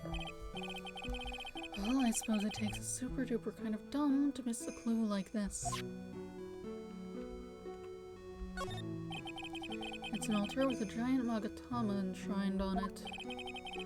There are lots of candles lined up on it, too.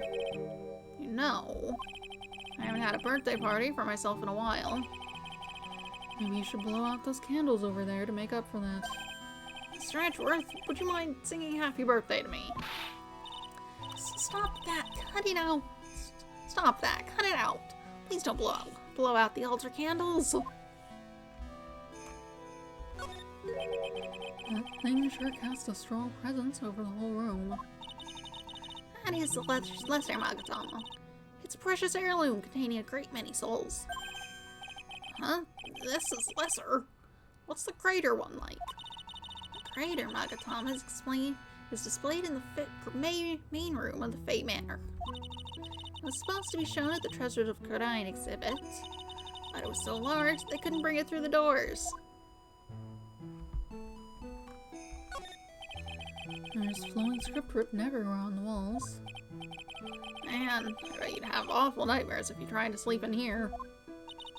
This is our main hall, so it's protected by a variety of magic spells and charms.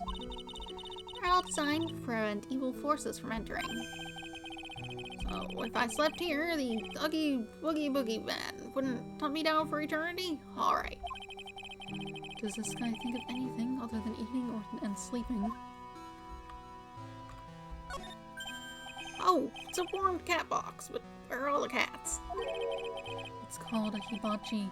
It's for heating the room. Oh, look at all these ancient straw frisbees. Those are a type of zabuton cushions called enza. are you giving me such a hard time? Huh, Mr. Edgeworth? Why? Because learning something new might actually be a good thing for you, Detective. I think that's all to look at, so we'll talk.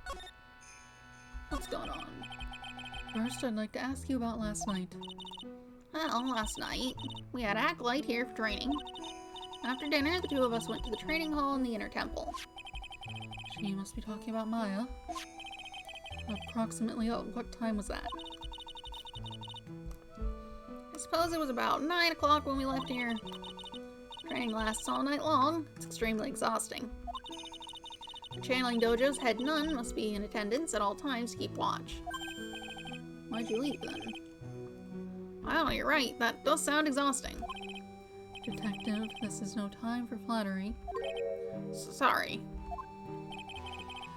Sometime around 11, you witnessed the incident in the courtyard. But your duty was in the inner temple. Why did you come back here? While you're staring at me, I'm starting to get goosebumps. I'm starting to get goosebumps myself, but for a decidedly different reason.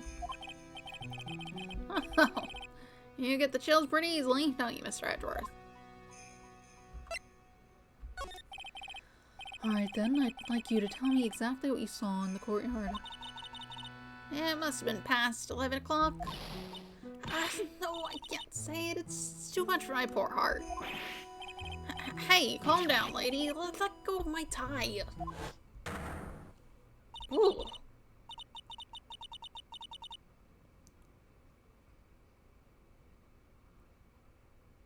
That's... I saw two people. One of them was lying on the ground. The other one was stabbing her from the back with a sword. Did you see this criminal with your own eyes? I didn't want to believe what I was seeing, but it was Iris. That sword looks difficult to get through a person. You must have been quite shocked. Of course she was. Try putting yourself in her shoes. It'd be like if you were stabbing Mr. Wright smack in the middle of a courtroom. I happened to witness it from the witness stand. I'd be pretty shocked too. I know it sounds insane, but that's what I saw. And when I finally realized what I was seeing, I screamed, and then I passed out. Fortunately for us, her testimony seems to be pretty solid. However, the idea of Iris doing such a foul act seems unnatural. Unnatural? The girl I know simply isn't capable of this sort of foulness. I wonder what she means by that. As the head nun, it's your duty to stay with the Acolyte at all times, correct?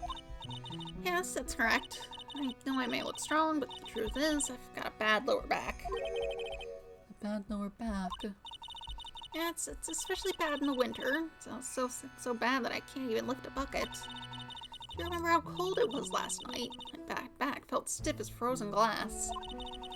Just wanted to take a nice hot bath to ease my aching back. That's why I returned to the main hall. So you left the disciple all alone. Don't be ridiculous, I would never do that. That's why I ordered Iris to the inner temple after she had rung the bell for lights out. Yes, but she never went to the inner temple, did she? So did this head nun actually see Iris there? I think I'd better try to get some more details. So who is this Acolyte that was to train at the inner temple? Her name is Maya Fey. I treated her very badly, I'm ashamed to say. And after she went through the trouble of signing up for the special course. Special course? It's a training session where you sit on a block of spirit ice and chant 30,000 times. You don't mean to tell me she's still doing that over at the inner temple, do you? No, of course not. You don't have to worry about that one little bit. Last night, we still hadn't started the training session itself. Well, that's good to hear. Oh, dear. There's one thing I forgot to tell you. Uh-oh. I don't think I like the sound of this. You know that small girl? I believe she is Mystic Maya's little sister. Maya has a little sister? Oh, you mean Little Pearl. That's Maya Faye's cousin. Little Pearl? She was, like, around during the time where Maya got kidnapped. We didn't, like, see her. I don't remember if she ever went around where Edgeworth was. I thought she did.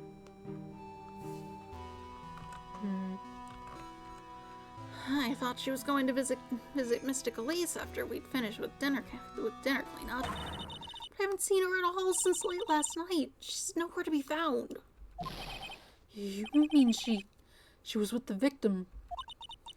It's all the fault of my stupid, creaky old back. A little girl who was with the victim on the night of the murder is gone.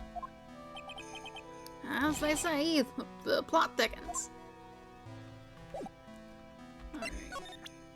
We need more information about many things, really. Let's just show you everything. Oh, this poor girl, where could she have gone? Well, we checked out her home and she's not there. And she's nowhere in the vicinity of the temple either. Which means there's only a few other possibilities as to where she could be. Ah, do you think maybe she fell off the bridge and was carried downstream? Why do you have to be such a pessimist, detective? I was just trying to think like you, Mr. Edgeworth. Ironic. I became a pessimist only after I had the pleasure of working with you.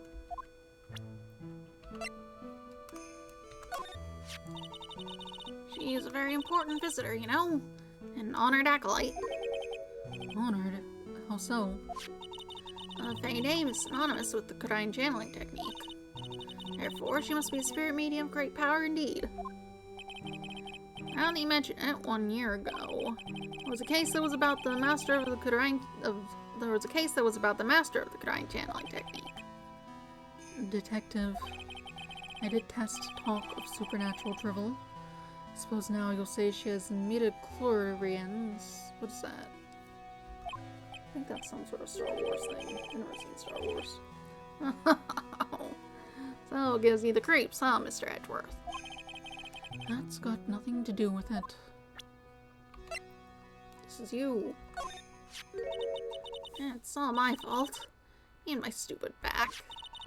Mystic Elise has been murdered, and an important acolyte is trapped. And the little girl has been lost.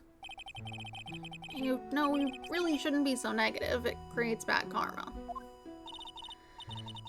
Quite right. I need to do some more training myself, I think. You wouldn't know that guy.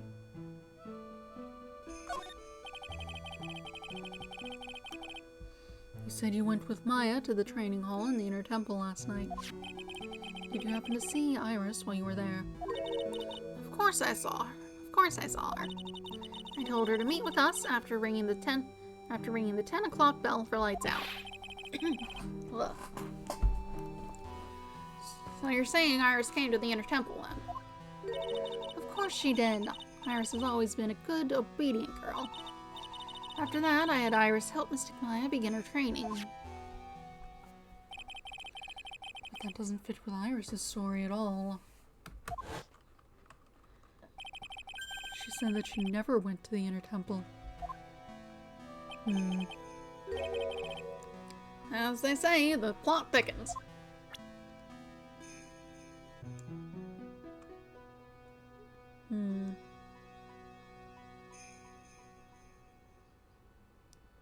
A second person, maybe?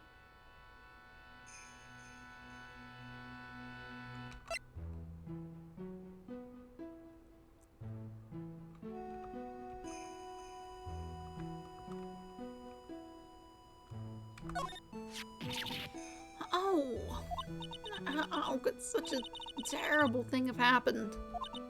It's all my fault. Oh, come on, lady. I don't think you need to take all the blame. Quiet. What do you know anyway? Ouch, you're scary. Oh, that stupid 5 o'clock shadow and stupid old coat of yours.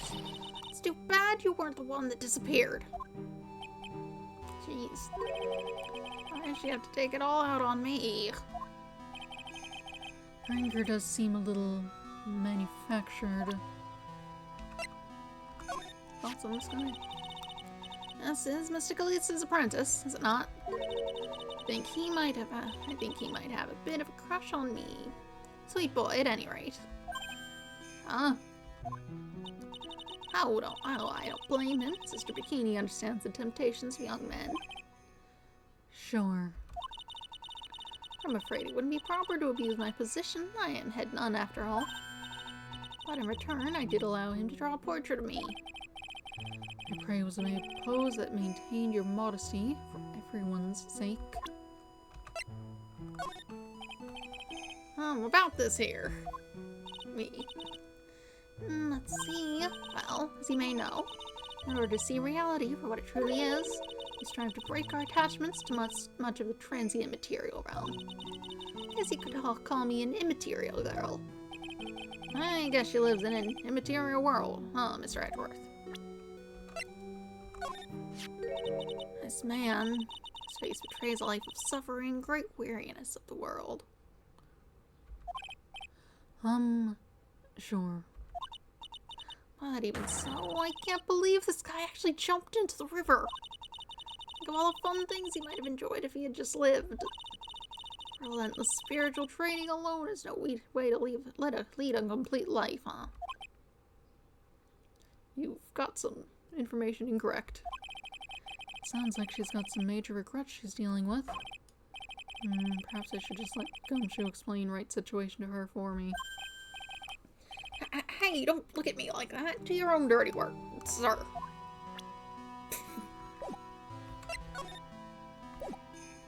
Whatever, I guess you just get to think that he's dead. Courtyard. February 8th, Hazukuta Temple, courtyard. And this is where the murder took place, sir. Other than removing the body, we left everything else untouched. Thanks, detective. I'll just have a look around. Looks like the police are still investigating. Oh, yeah, by the way. I thought I'd better ask, just to be sure. You're really gonna defend that nun, Iris, at the trial tomorrow? Yes, I will. I gave her my word, and now I must follow through with my commitment. Well, in that case, I've got to be careful. Gotta make sure I don't leak the prosecution's whole investigation. Don't worry about it, detective. Just keep your mouth closed, and I think most of it will flow out on its own. You got it, sir. I'll make sure it flows out like water from a tap. Yes, you do that, detective. Just how much has your runny spout leaked over the years?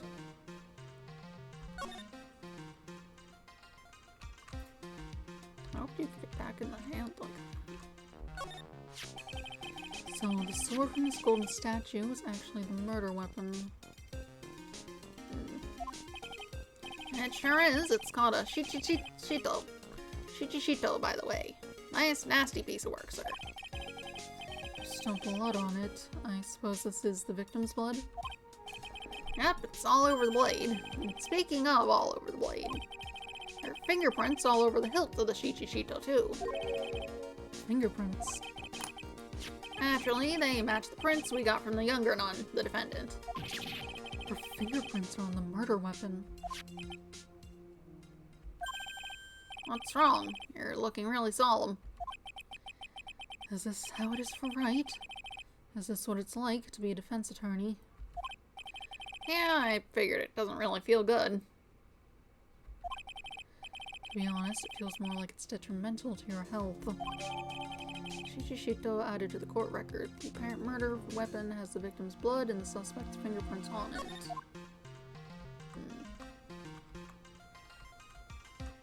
Wall. The main gate must be just over that stone wall. Ah, stone walls. I jumped over a few of those in my time. Most of them are good memories, but not all. Detective, perhaps someone should introduce you to the concept of paucity of words. not seen that word before.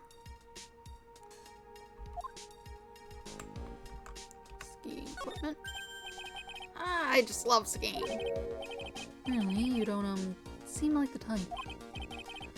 Well, what about sleds?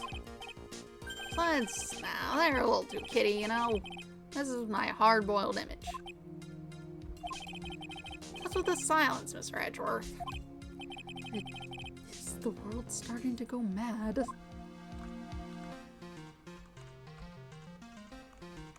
Big tall building. The main hall of Hazakura Temple is above us here. Hey, you're right. I'm pretty sure the main hall didn't have a second floor. Hazakura Temple was built on a steep part of the mountain. The front and back of the main hall are on different levels. Oh, that makes sense.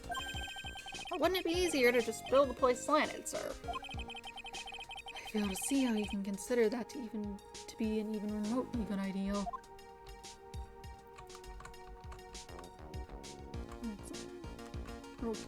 Little thing back there. Staff.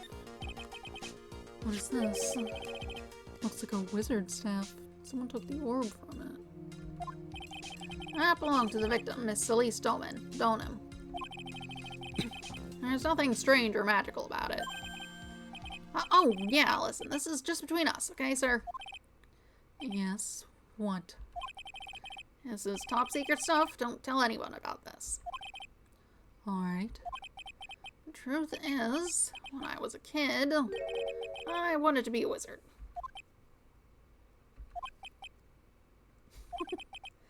That's it. That's what you wanted to tell me. That's it. The staff was made from a very strong kind of wood.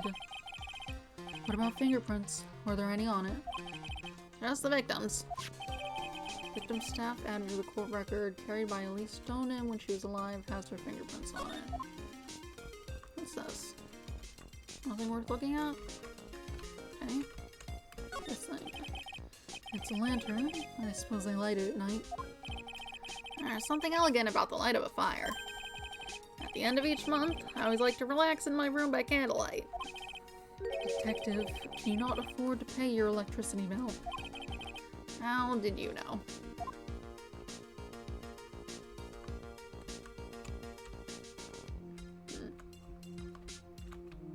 Other lantern, statue still. Oh, no. Trees. This thing? No. Suppose I can talk to you some more. And the victim is the famous picture book author, Miss Elise Donham. Her entire past, up until she won that writing award last year, is a total mystery. It's hard to believe in this day and age you can still find people like that. The estimated time of death of the victim was between 10 and 11 p.m. on February 7th. Cause of death was blood loss resulting from a stab to the back by the murder weapon. The murder weapon? And the victim was found skewered with a giant sword, sir. That's terrible. So did you put the sword back in the statue's hand?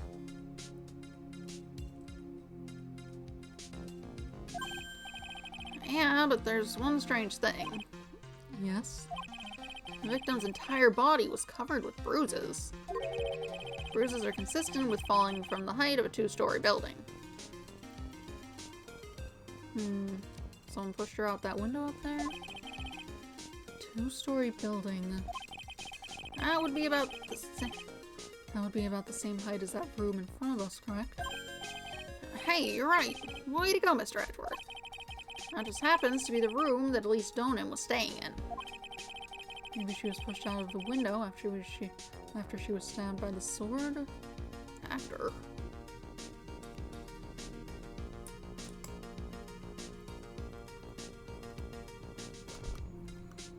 I guess you'd have to drag the sword all the way up there and then take the body over to in front of there. I feel like you might have reversed the order of events.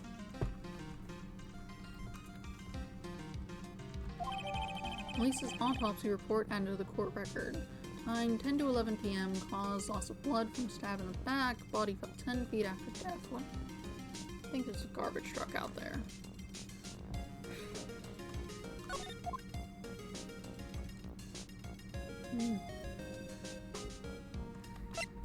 Alright. Now then, detective. Let's see if we can summarize what we've learned so far. Okay, let's take a look at the map.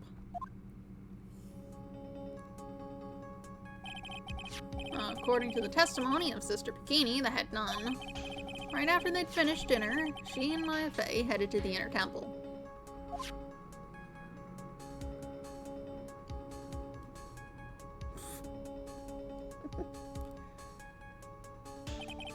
At 10 p.m., after ringing the bell for lights out, Iris went to the inner temple.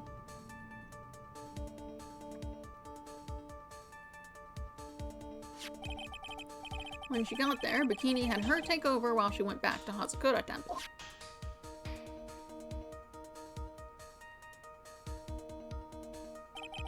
After taking a hot bath to soothe her back, I guess you should just find her stabbed on there while it's holding it.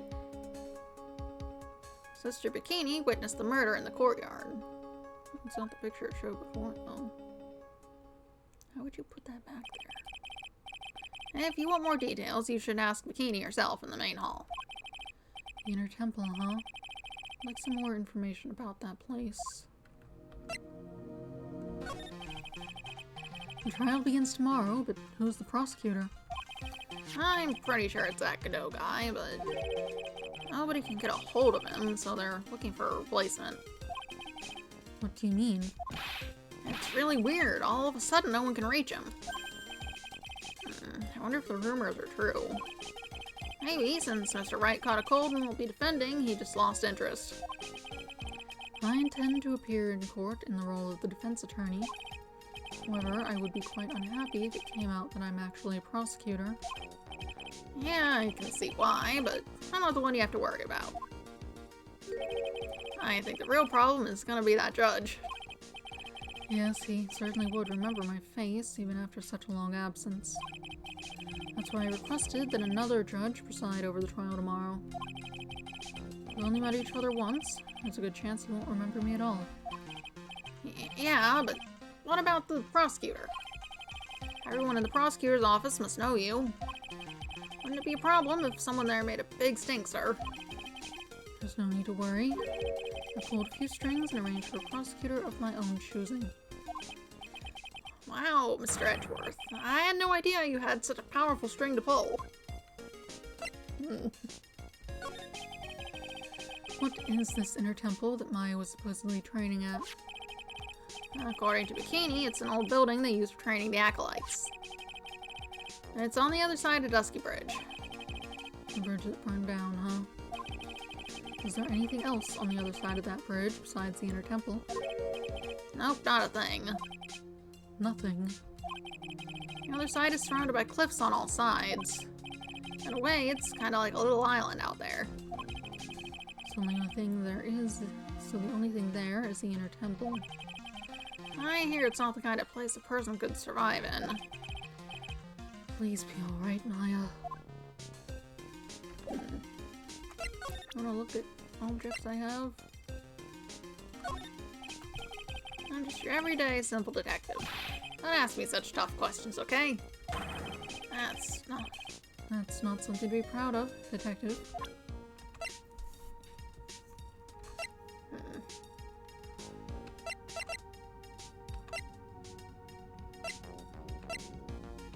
I suppose a lot of it's gonna be like the same thing. So we'll go back to the main hall.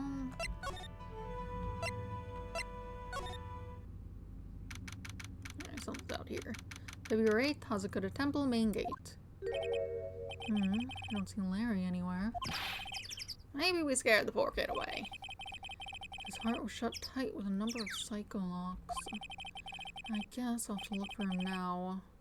What a thorn in my side.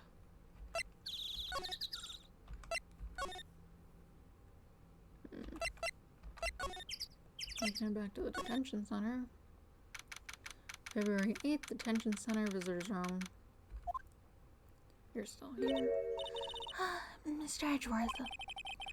I came back because I needed to ask you a few more questions, if you don't mind. But I've already told you everything that I... Iris, please remember. I'm on your side. You can tell me anything. Yes, thank you.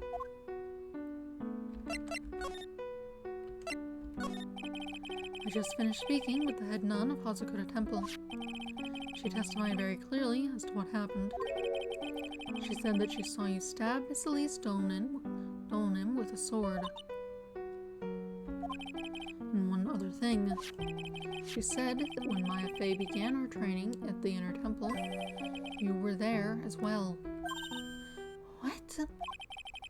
When I spoke with you last, you claimed you never went to the Inner Temple.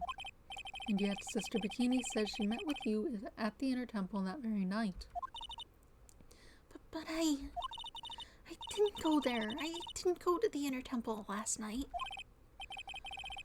It looks like she's unwilling to tell me the whole truth. I wonder if I'll find the answers I'm looking for if I break down those psycho locks. I'll give it a shot. See from Wright, something about reading people's hearts or other nonsense. Take that! Oh.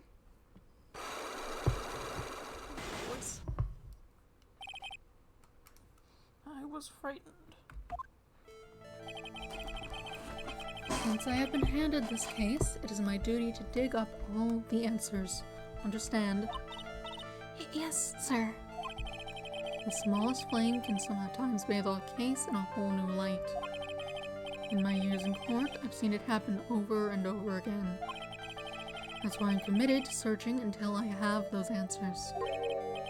Now then, is it really true that you didn't go to the Inner Temple last night?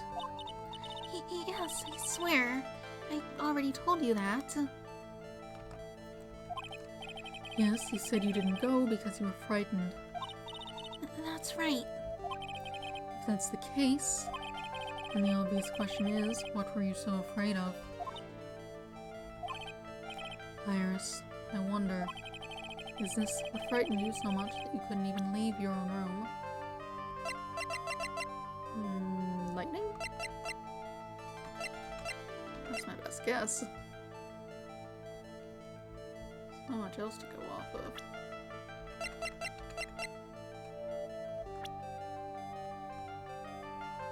Take that! No. Perhaps this is what you were afraid of?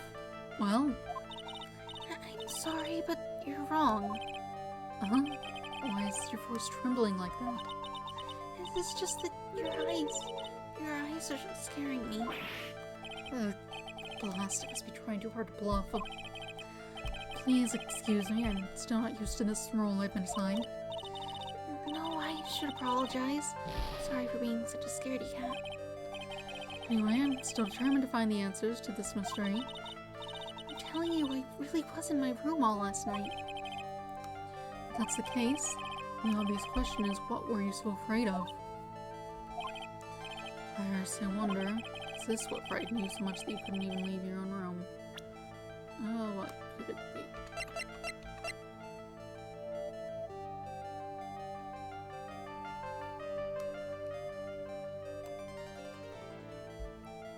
You gave that to him on your own. That's sort of on you if you decided you were afraid after that. That'd be dumb. Iron pupil, weather report, note to Iris. Oh yeah, duh. I forgot I had that. I found this in the main hall. It is addressed to you. That's... Well, Iris? Why are you glaring at me like that?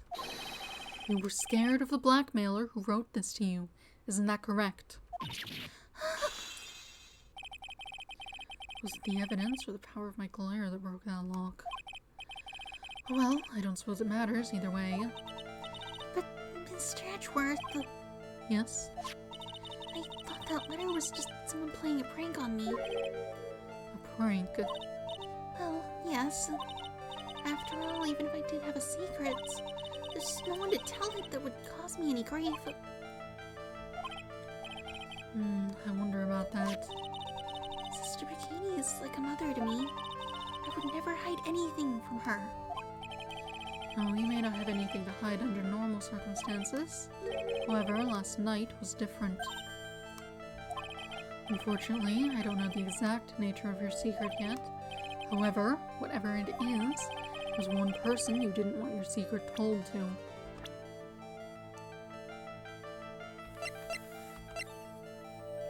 Phoenix. Take that! Phoenix Wright. You mean something to Wright, it seems. And I can tell he holds a special place in your heart as well. That's why you didn't want him, of all people, to know your deep, dark secret. Well, what do you have to say? I should have expected as much. Especially from a friend of his.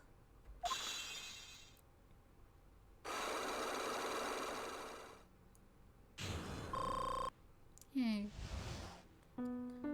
What's going on? After dinner, this letter was waiting for me in my room. As I said, I was frightened by it. What is this heavenly hall the letter mentions? It's a small mountain shack at the base of Dusky Bridge. A small shack, huh? It's more like a broken down shack that no one would ever want to go near. Where is it on this map?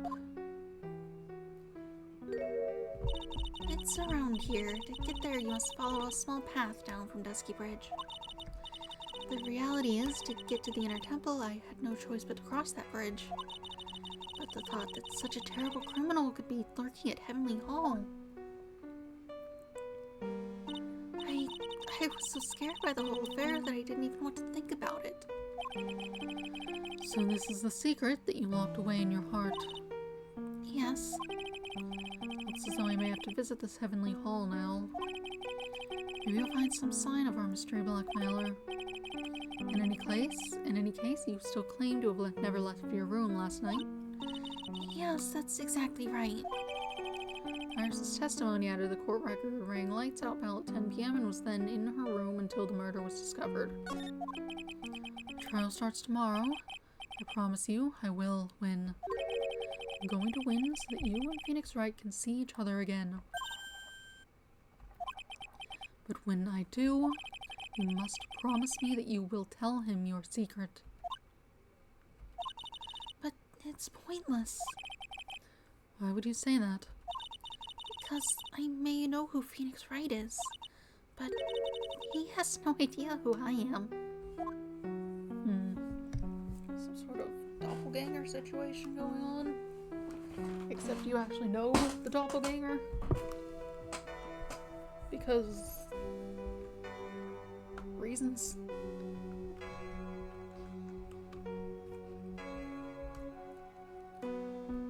She's used you in the past for various things, perhaps.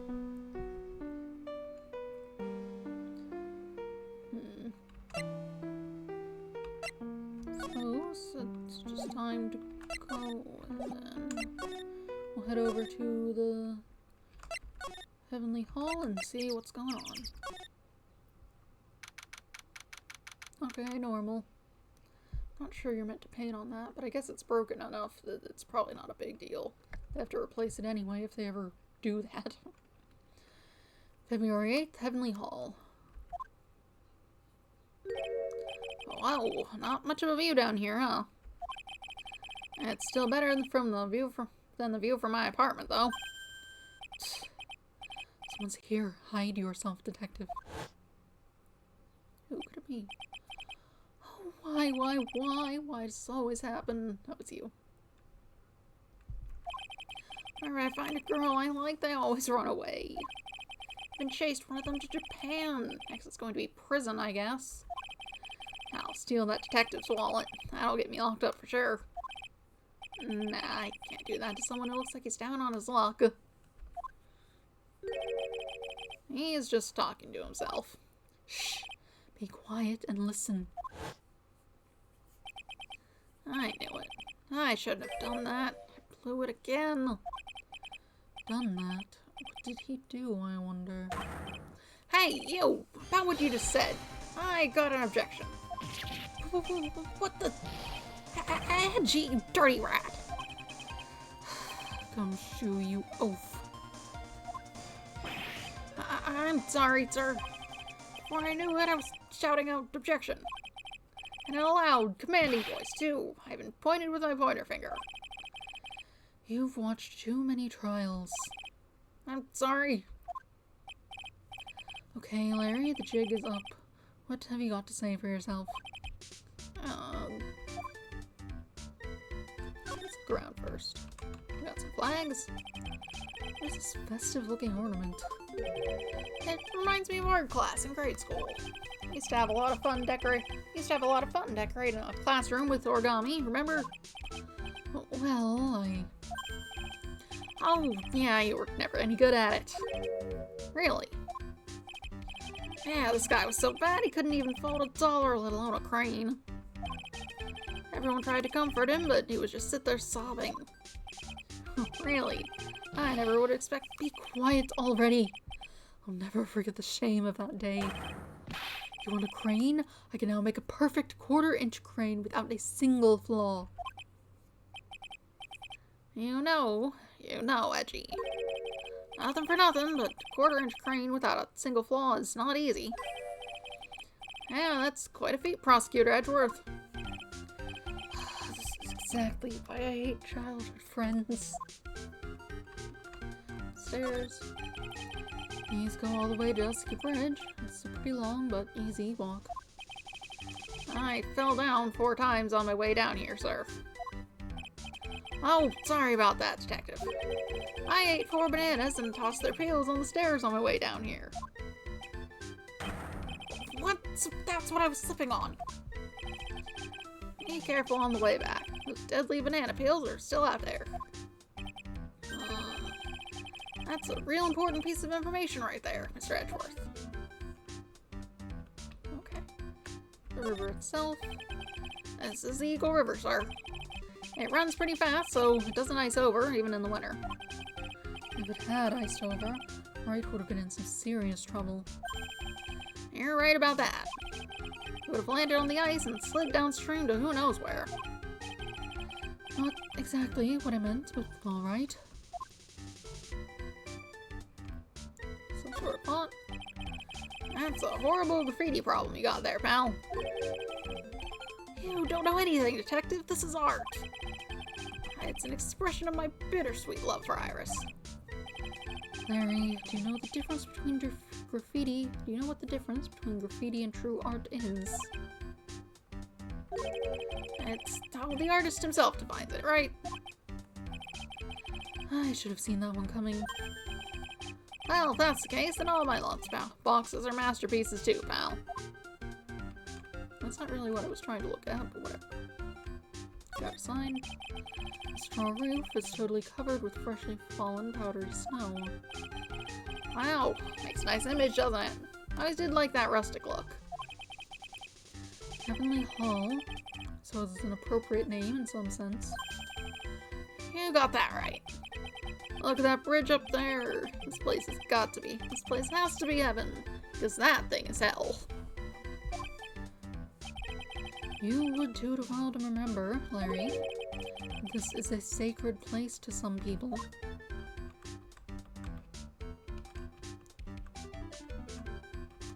I suppose that's all there is.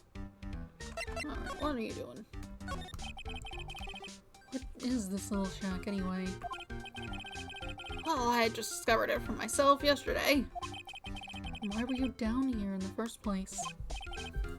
Come on, I'm an artist. I'm just looking for a good place to sketch. You might be able to get a decent view of the bridge from the dock there. At least something interesting. It's a great little place. It's artistic. It's quiet, it's cold, it's got no power, and it looks like it's about to collapse. Sounds a lot like my apartment there, pal. One thing's for sure, no one is likely to show up and disturb you here. So, can I get you something to drink? Some hot water, maybe? He's getting all buddy-buddy on us, sir. Listen to me, Hedgie. You've got to do this. You've got to save Iris. Why are you so sure she's innocent? Because she's cute. Watch your mouth. Anyway, I've made up my mind about it. I'm going to marry that girl. Mr. Edgeworth is pretending he didn't hear you, so I'm gonna ask for him. Have you already asked this girl to marry you? Or even date? No, not yet, but I can tell how she feels by the look in her eyes. She's got this, I really want this man to carry me over the threshold look. I'm sure Nick would be surprised. He'd never imagined that I could marry such a beautiful girl like that. Something tells me he would be shocked indeed. That's why I didn't want her to do anything dangerous. I mean, what am I gonna do if she gets hurt? What is this guy trying to say? He lost me about a mile back. If we really want to know the answer to that, I'm going to have to drag him onto the witness stand. Come to think of it, you still haven't answered my question. Where were you and what were you doing last night? Oh man, don't you have anything else to talk about? With that kind of attitude, you'll never be a ladies' man like me. Okay, chill out with those scary eyes. I got it. If you really want to know, last night, I saw something incredible. Something incredible?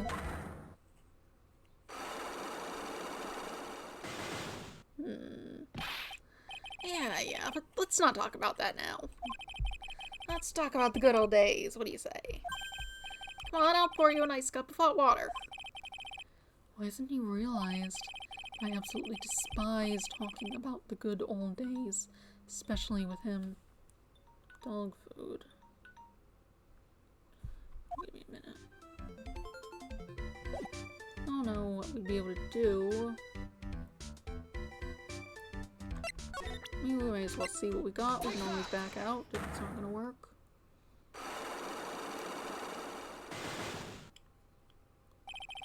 Night of the crime. Alright, now you're going to tell me what you really saw last night. Whoa, you're really upset, aren't you, Edgy? Okay, I'll talk. Huh? That was a bit too easy. Yeah, anyway, it was awesome. Never seen anything like it. Around 10 o'clock last night, it started thundering. I'd been sleeping, I'm not sure for how long. Suddenly, zing! The world in front of me went white. Like I'd just been slapped in the face by my old girlfriend, Naomi. And then it was on fire! The bridge was on fire! Dusky Bridge caught on fire.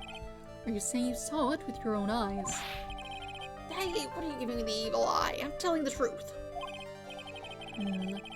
There's still 3 Cyclops remaining. Means he's still trying to hide something. By the way, Larry, where were you when you saw that happen? Where? Say? What do you mean? What do you mean, what do I mean? Just answer the question. I was in my own room, but by the main hall. Where else would I be? As usual, you're transparent as an empty jelly jar. Problem, I suspect, lies there. There? What do you mean there? It's impossible for you to have seen lightning strike Dusky Bridge from your room. Yeah, there's like a whole bridge in the way, and trees. Take that!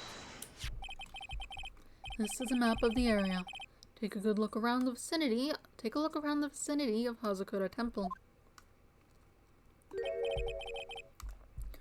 What am I looking for? I think that should be fairly obvious. The main hall is surrounded by trees, and it's impossible to see the bridge from here. What? Why didn't you tell me that before? Well, how about it? How about what? Do you feel like talking now? About what? Looks like he won't be that easy after all.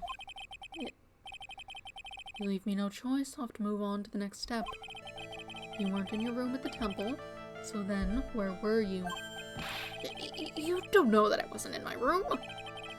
So where was Larry and why was he there? If I've read the situation up to this point correctly, the answer is fairly obvious. Very well then, let's test my theory. The place you witnessed lightning striking Dusky Bridge from was here. Alright, you would have been over here, hanging out. The place you saw lightning strike from was naturally Heavenly Hall. Why would I be hanging out in this old shack? It's freezing cold. There's no electricity. It could fall apart at any minute. Larry, how do you know that anyway? How do you know there's no electricity? After all, it's not that dark yet. Uh-oh. I mean, that's something you just check, I feel. In other words, you have just provided evidence to prove my theory. My theory that you've at least once in your life visited Heavenly Hall after sunset. I have to admit, I'm impressed, Edgy. You're in a totally different league from Nick. That's nice. Now tell me, what were you doing at this cold little shack last night? That's what you might call the fair decor. I think you mean a fair decor. I don't know. That's the French. Could it be you were waiting for someone? Oh no. You really are one scary guy, you know. I believe that last night you were waiting for this person to come meet you. See, he sent this creepy note.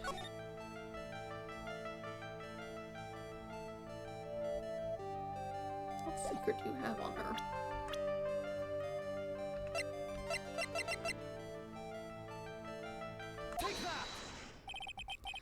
There's only one person you'd wait for in a horrible place like this, Larry. I told... Okay, that's the alarm for dog food. I'll have to do that once I get done with this. We'll do that. Yeah. I told you before, don't call me Larry. The person you were waiting for was Iris. Oh, suddenly I feel cold all over, Edgy. No doubt because of my chilly glare. So, you think I got the hots for Sister Iris, huh? Do you have some kind of evidence? You've been saying it a lot. You got something that proves I was waiting for her, or are you just guessing? This is where I draw the line and end this ridiculous little game. Here's the evidence that proves you were waiting for Iris. I suppose you want this now? Here's your evidence. You called her to this spot with a pathetic blackmail letter. Hey, give that back. You're embarrassing me. What are you doing with that anyway? That's not important. I misjudged you, Larry. What do you mean? Taking advantage of a woman's frailty like that. You should be ashamed of yourself. Oh! First of all, what is at the top of this letter? It says salutation here. Well, that's what it said in the book, letter writing for dummies. You're not supposed to actually write that. That's where you're supposed to write, Dear Iris. I'm so sorry.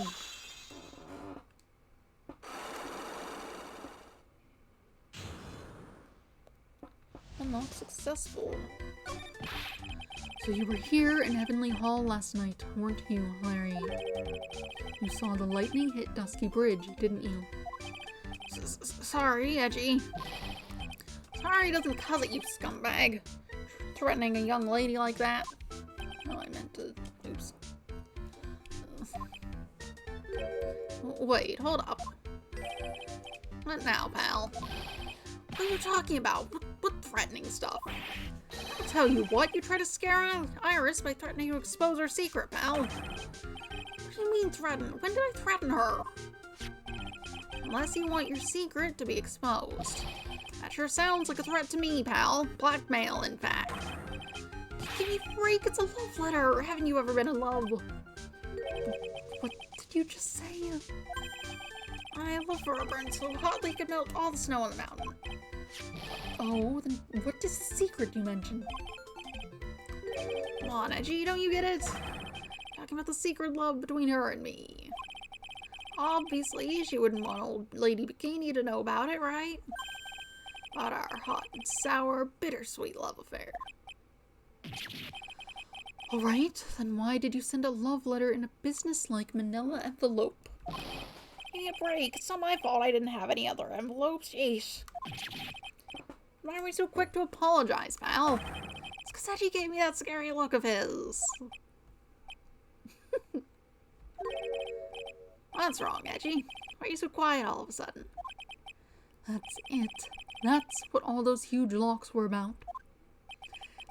I don't understand why you were so defensive.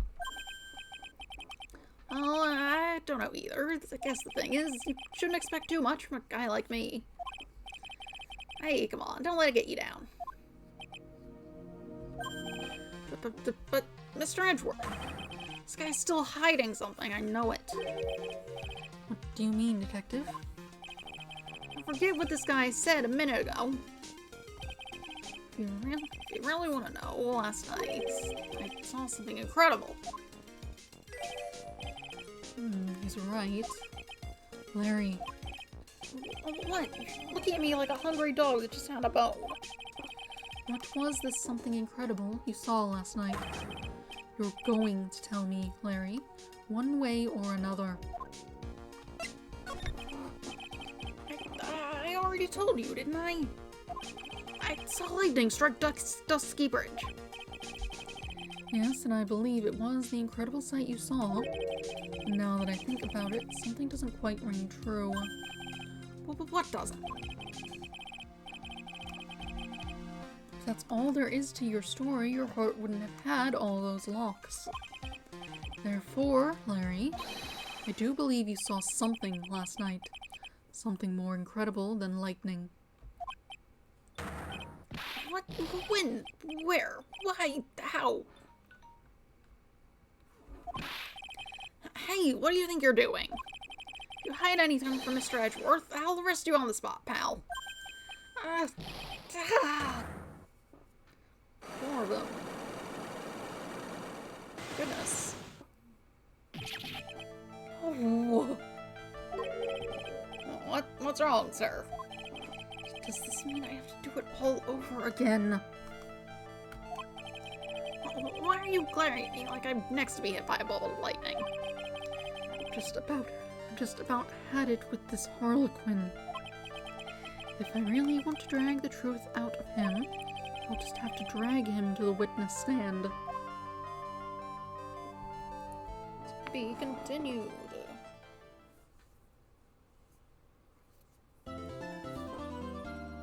Save progress, yes please. And then we'll be into the trial.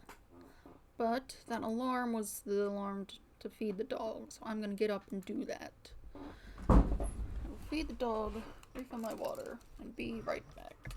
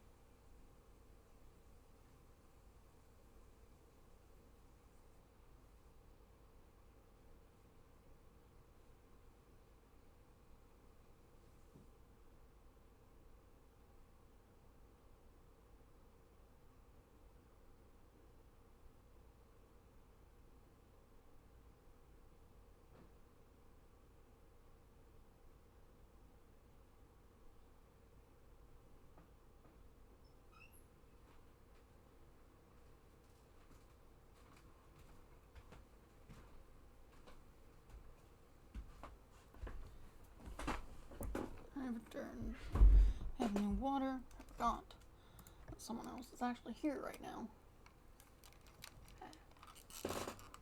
And therefore, that someone else is feeding the dog. But, you know, still got some water because I needed it. Yeah. Alright, let's get into the trial then. February 9th, 9:47 a.m. District Court, Defendant Lobby number 1. Yes, I don't need that alarm. Oh my, Mr. Maurice feels that way about me. Apparently, he isn't aware of your real secret at all. This is no time to be embarrassed. I'm sorry. I'm just hardly accustomed to that sort of thing. Worry not. In any case, whatever it was he saw on the night of the incident, mark my words, I will drag it out of him. Does that mean Mr. Maurice is the witness today? No. I believe that none will be the first to take the stand. Sister Bikini. She claims to have seen the very instant in which you carried out the crime. I just want to ask you, one last time, it really wasn't you who killed Miss Elise Dolman, correct? That is correct. It wasn't me. Very well then. Mr. Edgeworth. Yes? You are a prosecutor, aren't you? Are you sure about this if your true identity is revealed? Don't worry, I've made the necessary arrangements. I see. Iris, it is a prosecutor's job to doubt people. But right now, I am a defense attorney. A defense attorney's job is to believe in people, and to believe until the bitter end. That's what my friend told me once. Mr. Edgeworth. I simply ask that you watch and decide for yourself whether or not I am fit to do the task I have been entrusted. Very well, sir. I leave my defense in your capable hands. February 9th, 10 a.m., District Court, Courtroom number 7. Lawn judge again. How was your voice? It was different from the normal judge. But I also kept forgetting that it was different. Court is now in session for the trial of Sister Iris of Hoskuda Temple. The defense is ready, Your Honor. The defense does indeed appear to be ready. However, the same cannot be said for the prosecution in this case. Indeed. I'm not sure I like such blatant waste of this court's time. An empty prosecutor's chair can only mean that the prosecutor has no confidence in their ability to prove their case. It would seem this case is already over before it had a chance to begin.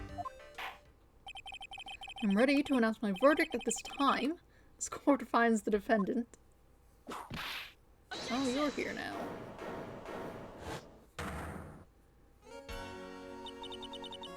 Prosecution stands ready. And you are? Franziska von Karma, prosecuting prodigy. Von Karma, you say? Chance you wouldn't be of any relation to the legendary prosecutor Manfred von Karma. Legends are a thing of the past. I am a von Karma, that is all. Upon a special request, I flew in today for the purposes of prosecuting this case. You did? Then you must be quite a big shot, eh? By the way, Mr. Edgeworth. Yes, Your Honor. I'm almost certain that I've seen you somewhere before. Or am I just imagining things?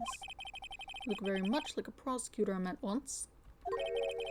I believe you're imagining things, Your Honor. Miss Von Karma, do you have anything to say? There is no such weakling as this man among those of the prosecutor's office. There isn't. But I'm sure once before... Ugh. I told you there is no such weakling. What's that? A whip? I'm not sure I care for such a thing in my courtroom. But bailiff, remove that whippet. Hold it! I have no objection to the whip. You don't. The prosecution can wield a whip or drink 17 cups of coffee, but there is still only one truth. That is what I stand here to prove today. This promises to be interesting, Miles Edgeworth. I had expected to face Phoenix Wright here today, but looking at you now, maybe this is what I've been waiting for all this time. Miles Edgeworth, I will not allow this chance to crush you slip through my fingers. I see you brought your flair for the histrionic. Allow me to add to the things I'm not sure about. People acting bizarrely in my court. Ugh. The stage is set. Now continue with the proceedings, Your Honor. Very well, Mrs. Von Karma, please give an outline of the case. With as little whipping as possible. The murder victim is the famed picture book author, Miss Elise Stolman. Her body was found in the Hazakura Temple courtyard. She had been stabbed through the torso. She had been stabbed to the torso by a ceremonial sword from a golden statue. And the sword in this picture is the weapon in question, correct? Very well, the court accepts this photo of the crime scene. Crime photo added to court record. Okay. There is no mistake. This was the doing of Sister Iris. After all, there is a witness to her crime. Very well. Please bring this witness to the stand. And so it begins. My first and last trial as a defense attorney.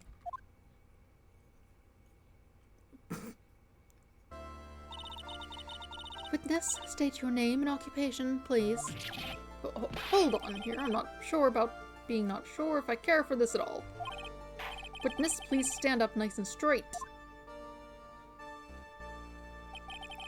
If I recall correctly, there are a few milk crates in the defendant's lobby for our back pain-plagued witness. Bailiff, fetch a crate for this poor lady, please.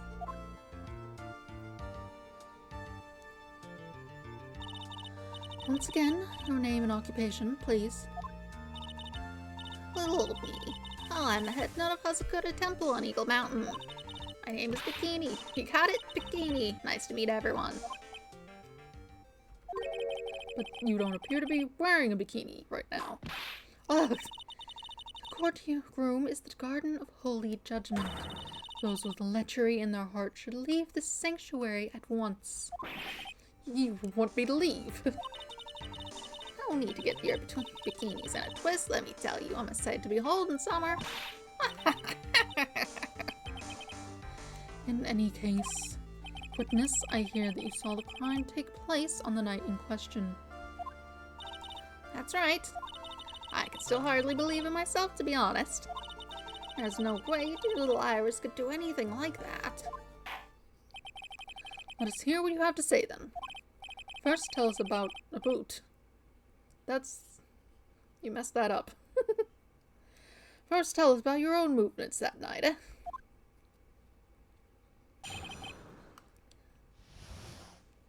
The night of the murder.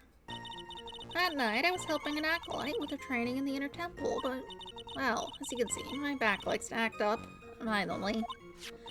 So I left Iris to help with the acolyte and returned to Hazakura Temple. There's no bath at the inner temple, you see, and I needed a long hot soak. It was after I'd finished, just as I was heading back, that's when I saw it. So it was simply coincidence that you found yourself returning to Hazakura Temple. Yes, you could say that. If my back hadn't been in so much pain, I would have stayed at the inner temple. That sounds like a pretty important statement you just made. There's only one problem with this testimony that I can see. You're not about to fall at the first hurdle, now are you, Miles Edgeworth? Mr. Edgeworth, please begin your cross-examination.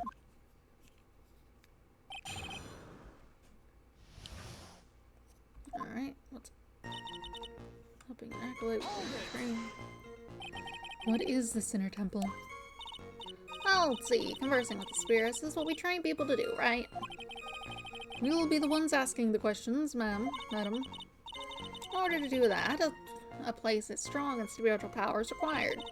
There's a small temple across Dusky Bridge. It's called the Inner Temple. Acolytes must spend an entire night there to undergo intense training. And how exactly do you help with this process?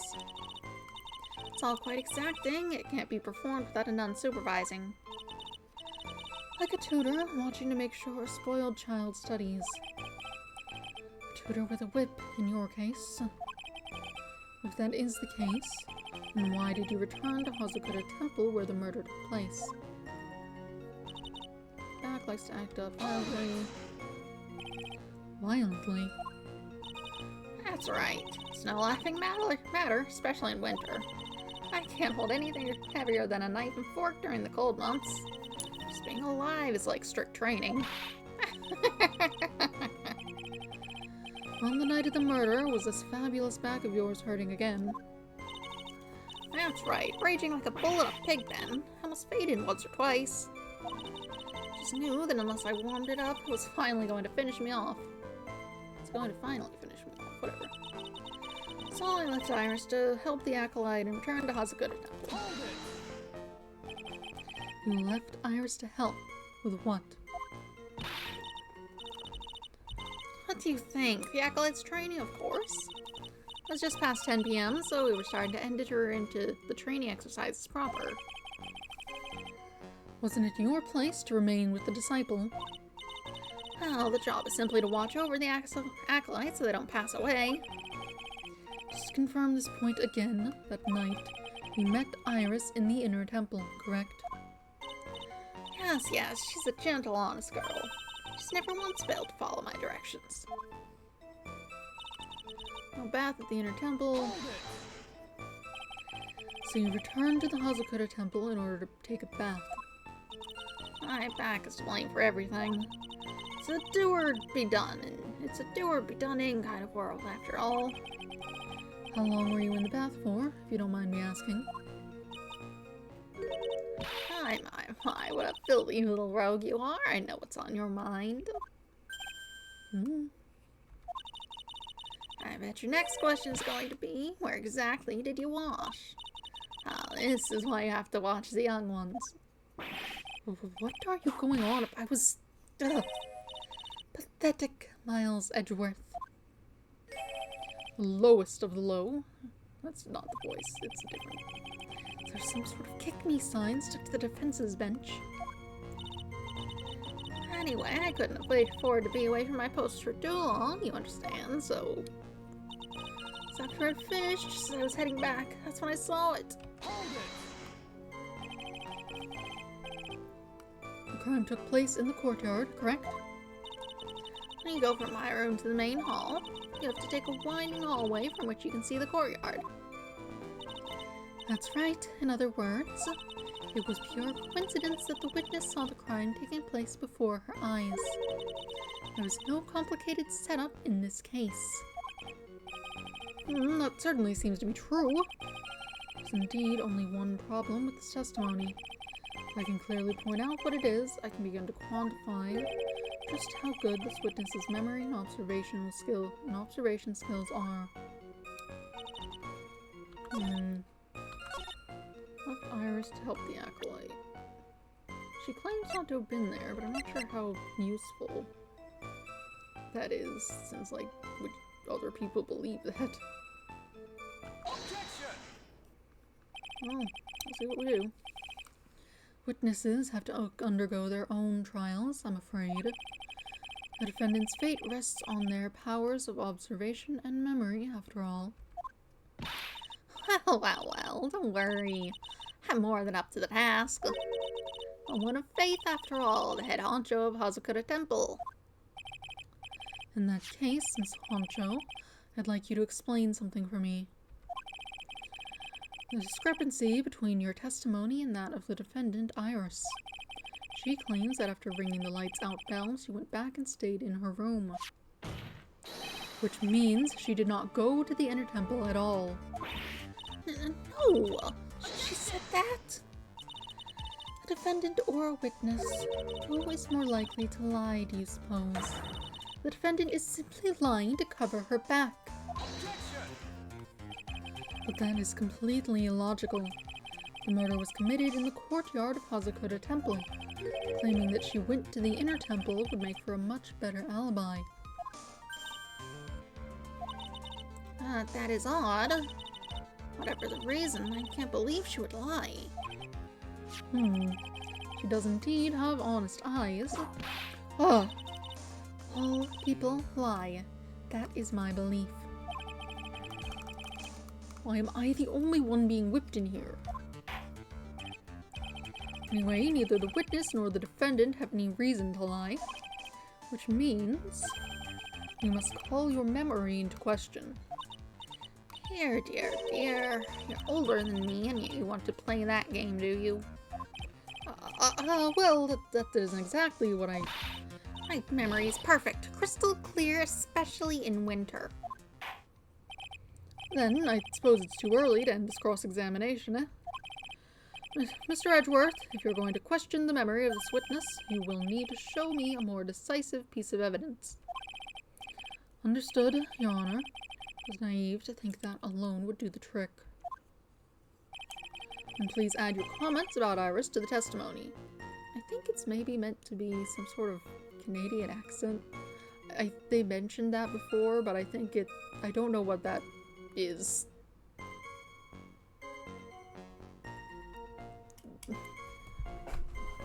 Some exaggeration, I have to imagine, is happening here, because...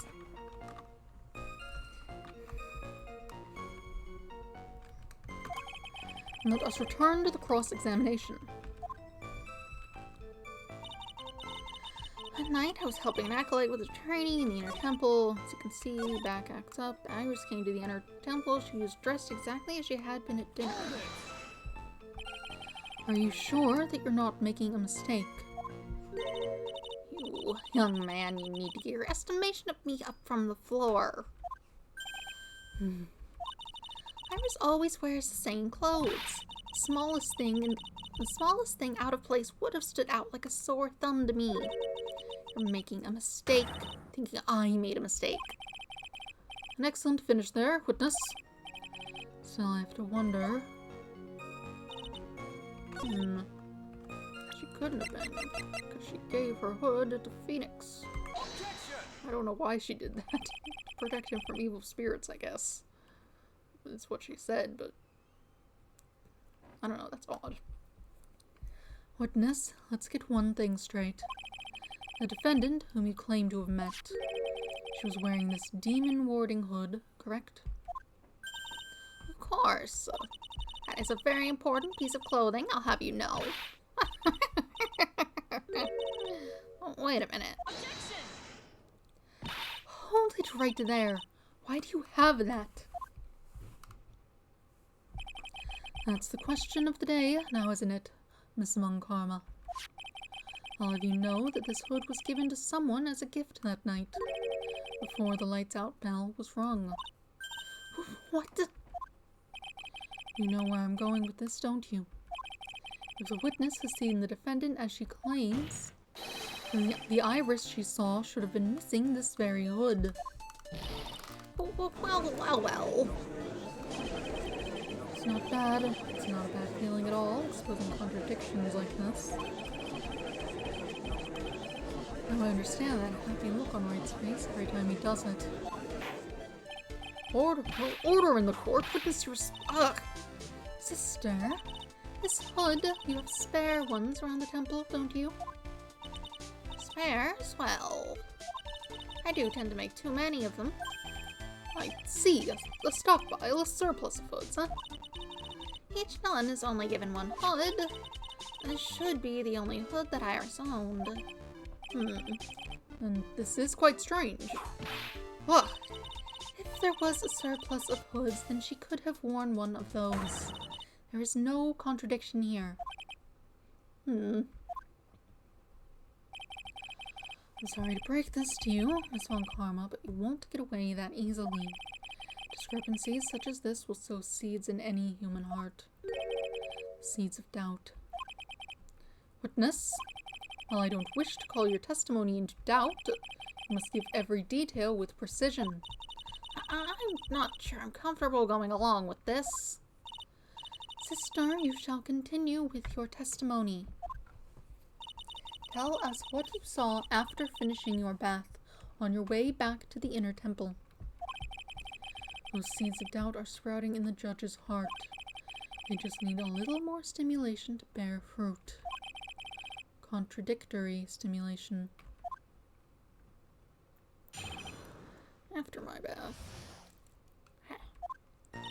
I finished my bath around 11 and thought I should return to the inner temple.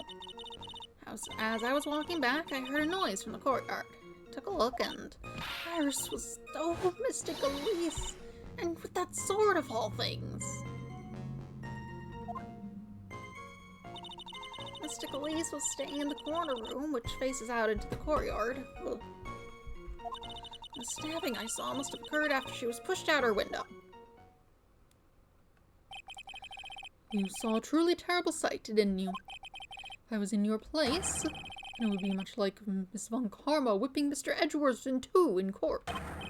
And me seeing it all from this very chair. Or, well, something like that. This judge, his imagination is about as vivid and creative as Detective Gumshoe. I would look the fool if I commented on such foolishness. Anyway, this case is mine, Miles Edgeworth. Calling everyone by their full name. Can't you do something about that habit of yours?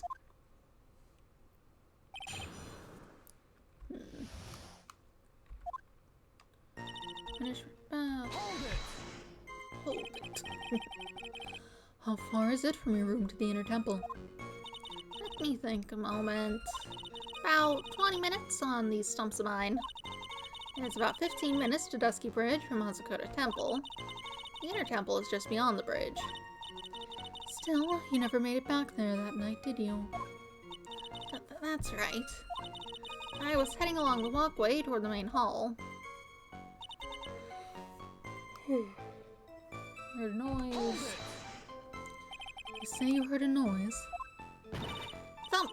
Just like that. That could only be the sound of the victim falling. It's very quiet in the temple, you know. You can even hear the snow falling from the branches. Thump! Just like that. But then, couldn't this noise you heard have been snow falling to the ground? I never thought of that.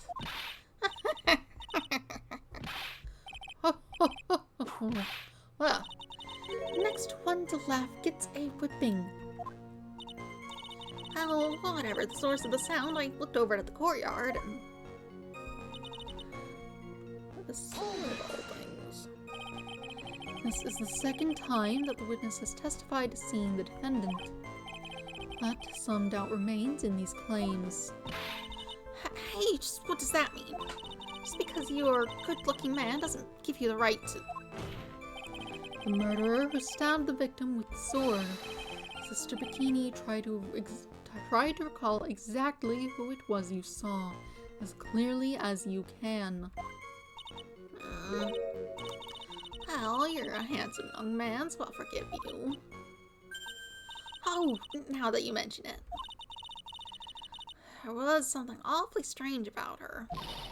Something that's been bugging me all this time. Please don't keep us in suspense. Her hood. Her hood? That's right, it's coming back to me. Iris, she wasn't wearing her hood. I thought something was out of place, but it all makes sense now, doesn't it? After all, she'd given that hood away to someone, right?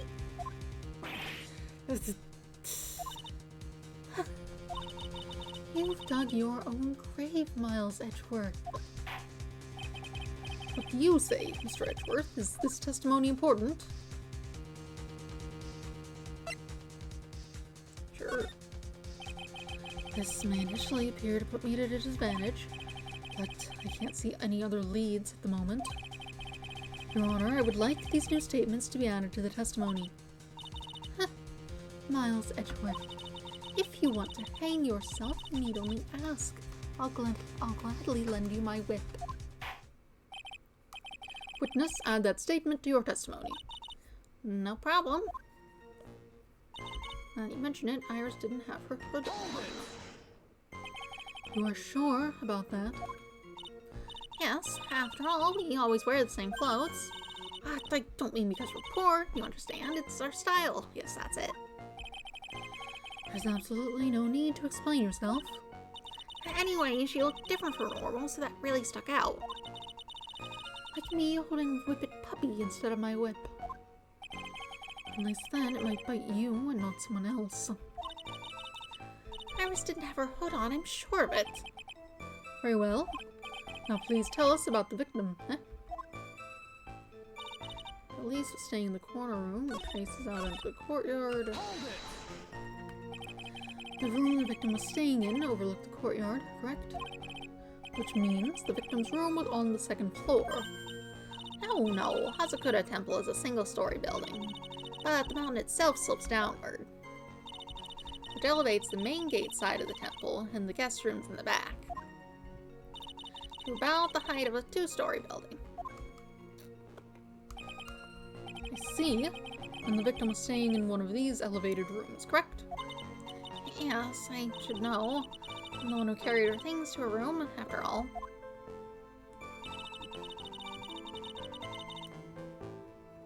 Why would you carry her things to her room if your back's messed up? Nothing to be said about that, though. Odd. Stabbing I saw must have occurred after she was pushed out the window. What makes you so sure of all this? It's just like I told you earlier.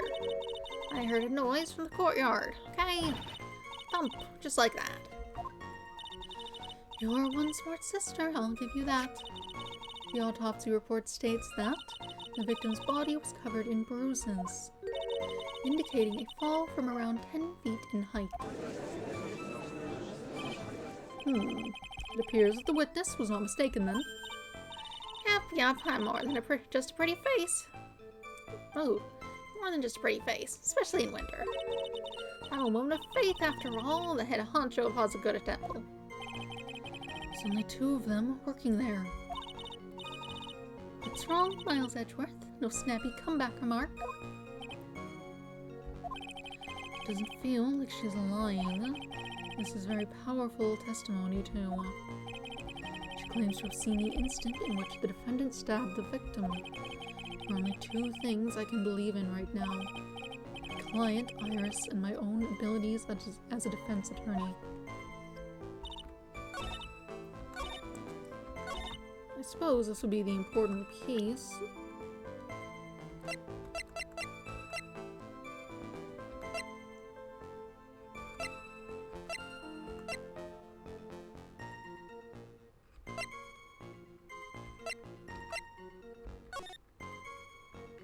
That's not helpful.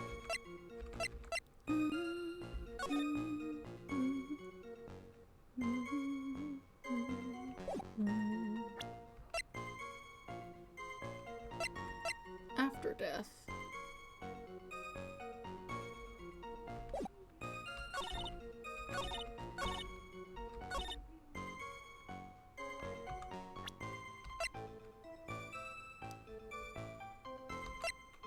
Objection! Impressive logic. That's what I'd like it to say, anyway. Oh, please do. My brain is something else, especially in winter. However, I think you are overlooking one thing. Miss Von Karma, would you be so kind as to take another look at the autopsy report? The autopsy report? The victim did fall from a height of 10 feet. However, this fall was after she was killed. That's right. It says after death right here. Should there not have been blood in her room then? Or was she dropped from somewhere else? Still. The scene the witness claims to have seen is contradictory. If the defendant stabbed and killed the victim there in the courtyard, how did the victim then go on to take a 10-foot fall? Order! Order!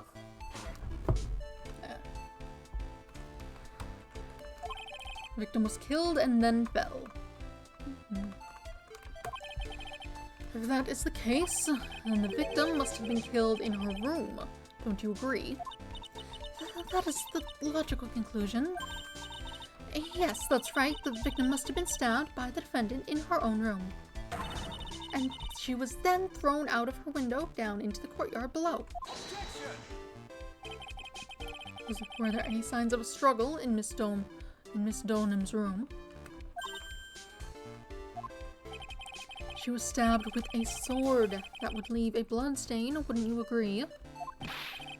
Well, Miss Von Karma, was there any blood? Ugh. No traces of blood were found in the victim's room. The whip has just caused traces of blood to be found on my glorious playoff beard. However, if there was no blood in the room, I'm sure there's no need for me to go over this, as I'm sure your Honor is well aware of when a stab wound produces the most blood. When it produces the most blood. Very little blood is actually lost at the moment of a blade's insertion. If you want to talk about when the most blood would be lost from a body, that would be when the blade is removed. Indeed, with the weapon still in place, it acts like a lid on the wound. It's true, with the weapon still in the body, there wouldn't be much bleeding. She died from blood loss, though, right? A perfectly reasonable line of thinking. We have come to a conclusion, then. The victim was thrown out the window with the sword still in place. This removes all of the contradictions. Order! Order! Order! I must admit that this is a probable version of events. I'd expect no less from Franziska von Karma. She locates and takes control of every vital point. It seems that we need a clearer testimony from the witness. Remove all supposition on your part and tell us only the facts, please. Witness, please, remain standing on the crate. Don't go selling me short now.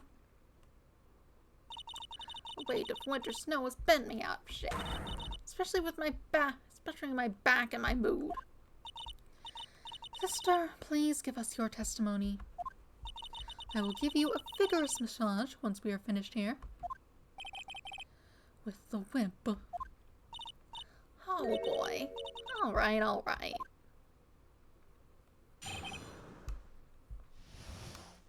Further details. When I looked across at the scene, the sword was already in place. Thinking about it now, I didn't actually see her stab Mystic Elise. I've never seen so much blood before. That's when I fainted. You can't blame me, can you? When I woke, Mystic Ami was stabbing Mystic Elise through the back. This all confirms Miss Von Karma's theory.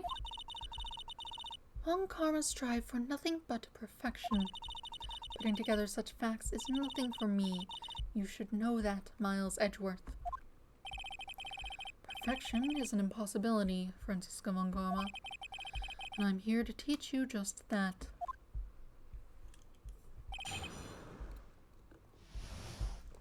I looked across at the scene, swords are in place. At that time, was the victim bleeding? Well, I was very shocked to be seeing all this, of course. I'm not entirely sure.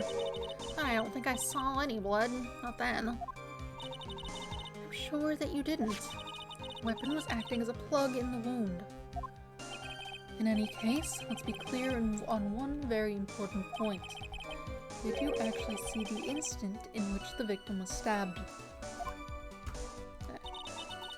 Didn't actually see her stabbed, Mystical. Think carefully. This is very important. It's Iris we're talking about here. I'm thinking for all I'm worth. No, when I looked over, the sword was already in Mystical's body. Might not be conclusive, but this testimony supports her theory. The victim was stabbed in her room and then dropped into the courtyard. I think this proves it rather well, Miles Edgeworth. Never seen so much blood before. So you're saying that you saw the victim's blood? That's right.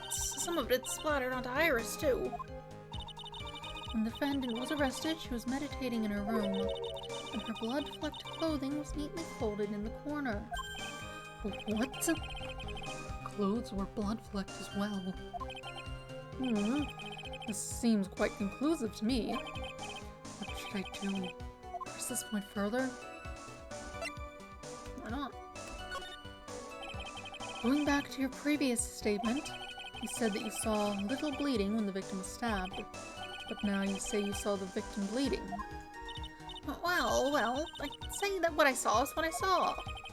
What did you see? Maybe I didn't see the poor woman get stabbed, but I saw the girl pull the sword out of her, plain as day. Pulling the sword out? Well, it wasn't exactly pulling, it was more like it came out. Witness, you will add the statement to your testimony. Oh, was that important? More important than you can imagine. I saw the instant in which the blade plunged into the hilt was smoothly drawn out. The hilt? That's not the amount of blood that was on it. Smoothly, you say? You're saying you saw the sword smoothly slide out? That's right. The whole thing happened right next to the gold statue of Mystic Ami. Mystic Elise was on the ground and Iris was stooped over her. The sword was buried up to the hilt. When Iris stood up, the sword in her hand just slid out of Mystic Elise's body. It slid out from that gaping wound. Ugh. It goes without saying that if the sword was removed, there would be bleeding. Nothing out of place here. Many things out of place here. Is that really the case? I can't help but feel that something about this testimony is very out of place. That something which couldn't possibly have happened appears to have happened.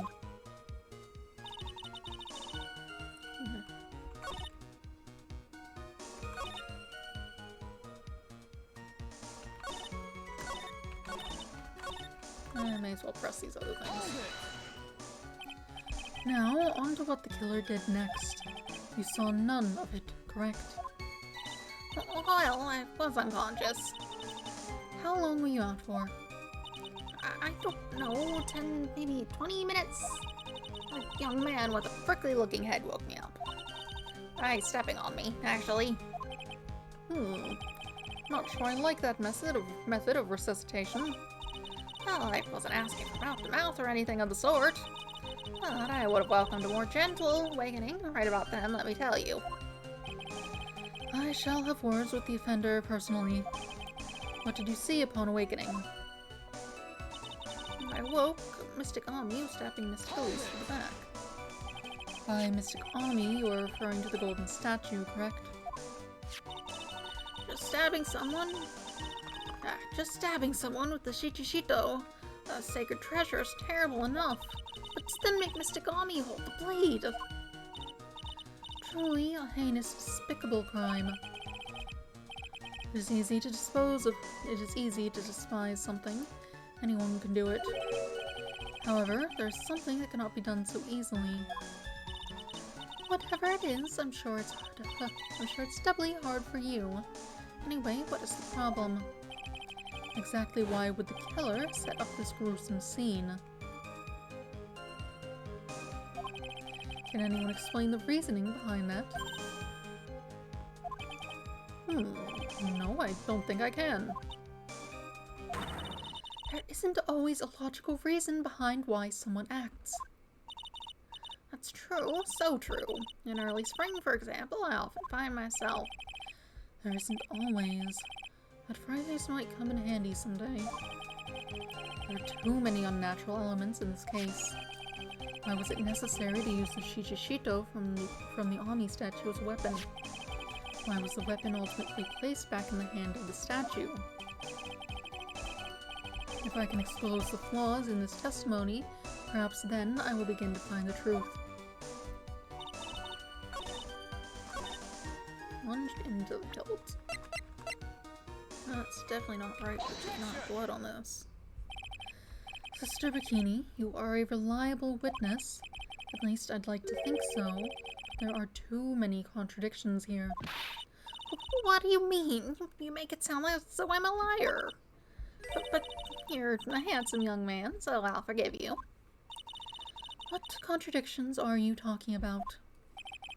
In the scene that the witness claims to have seen, the weapon was thrust up to its hilt into the victim. Furthermore, the killer withdrew the weapon smoothly from the body. However, both of these are complete impossibilities. What do you mean? Please explain. Whoa! Explain yourself. To start with, do you think it would be possible to stab someone to the hilt with this? No matter how I look at the defendant, she doesn't appear strong enough for that. Doesn't appear? Meaningless drivel. I, too, may appear to be weak and frail, but I can crush men under my heel and make them weep should I so choose. The objection stands. I wept a little back there, I must admit. That isn't the only issue here. If this sword was truly stabbed into the body up to the hilt, oh, just look at all the branches on it. It certainly wouldn't come out smoothly. That's also there'd be more blood on it. We also have the problem of the amount of bleeding. It's true that when a blade left in a body, it acts as a plug of sorts. However, when the weapon is shaped like this, it's an entirely different story. The wound would be too large for the blade to completely stop the bleeding. That's nothing more than conjecture. In reality, the victim was stabbed with a Shichishito. Even a weapon of this nature may still sometimes slide out smoothly and may still sometimes stop the blood loss. I'm not finished. There's still one more conclusive contradiction. You've still got more. This one is simple. If the sword really was thrust in all the way to the hilt, why is there only blood on the tip of it? If this witness is telling the truth, then there should be blood along the entire length of the sword. No! Order! Bravo, Miles Edgeworth. Raising this many contradictions from a single piece of evidence. All the other attorneys I know could maybe manage one, if that. But what does this all mean? We've proven contradictions regarding the murder weapon, but having come this far, there can only be one answer. And that is... the weapon used to kill the victim is not the Shichishito. What the... A foolish idea born from the foolish mind of a foolhardy, foolish fool. Let's examine this again. What was it that made us think the sword was the murder weapon? Well, it's because Mr. Gami was holding it. Exactly. However, if you reflect on this, that is the only basis we have to assume such a thing. You didn't check the wound.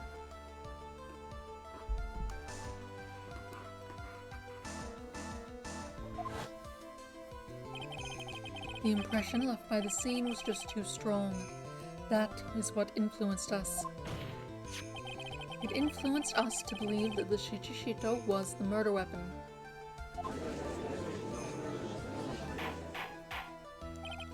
Order! Order! Order! Ah! So maybe the Shichishito was not the murder weapon. Even if that is the case, it changes nothing, Miles Edgeworth. The sister here saw everything. She saw the defendant stab the victim with a sword-like object. That's true. The response, Mr. Edgeworth? If that is so, I would like the prosecution to answer the obvious question it raises. The obvious question.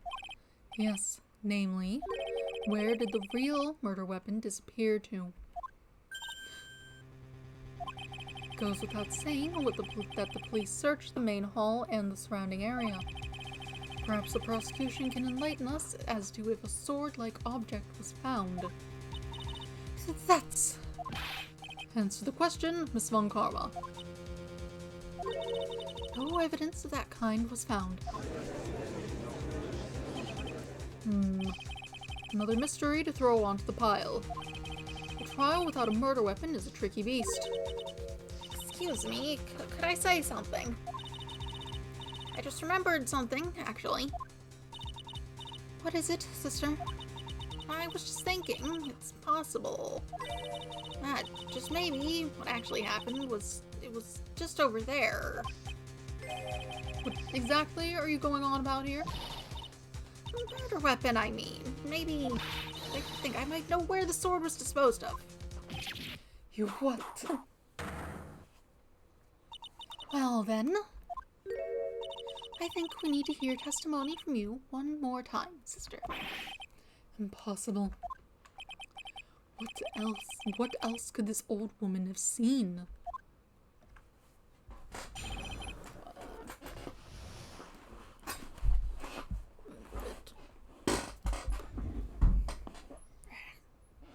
Location of the weapon. I saw the murder at around 11 p.m. And after asking that it be reported, I went out to the main gate. And there I saw tracks. Tracks that indicated the snowmobile had been used. It takes 15 minutes to walk to Dusky Bridge, but less than 5 using one of those.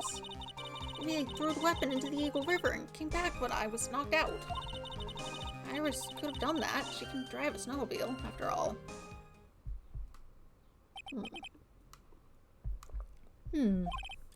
Witness, please, tell us everything you know right away next time. Well, I'm not in the best of shape, what with my back and my age, you know. Quite. There were indeed snowmobile tracks in front of the main gate. Here is a photograph.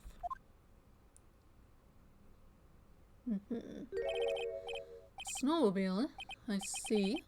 Well, it certainly is an interesting theory. The tracks begin in front of Hazakura Temple and run all the way to Dusky Bridge. Tracks photo added to the court record. That solves your pesky little problem, yes. The Eagle River's current is quite swift, meaning that it doesn't freeze over in winter, making it the perfect place to dispose of the murder weapon. Did she really go to the river to dispose of the murder weapon? Mr. Edgeworth, your cross-examination, please. Location of the weapon.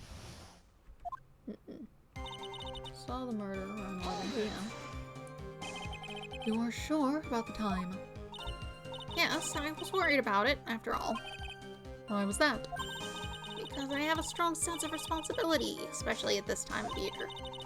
The acolyte was being doused in freezing water at the time. I couldn't very well take it easy in the bath all night long, now could I? So at 11, I decided to leave Hazakura Temple. Your estimation of the time seems reliable, at least. Please continue, sister. After asking it be reported, you asked Phoenix Wright to report the crime, correct? Right. Want to trample me. Seems she is the type to hold a grudge. There's a phone in the main hall, so I sent it to the bridge. Phoenix Wright.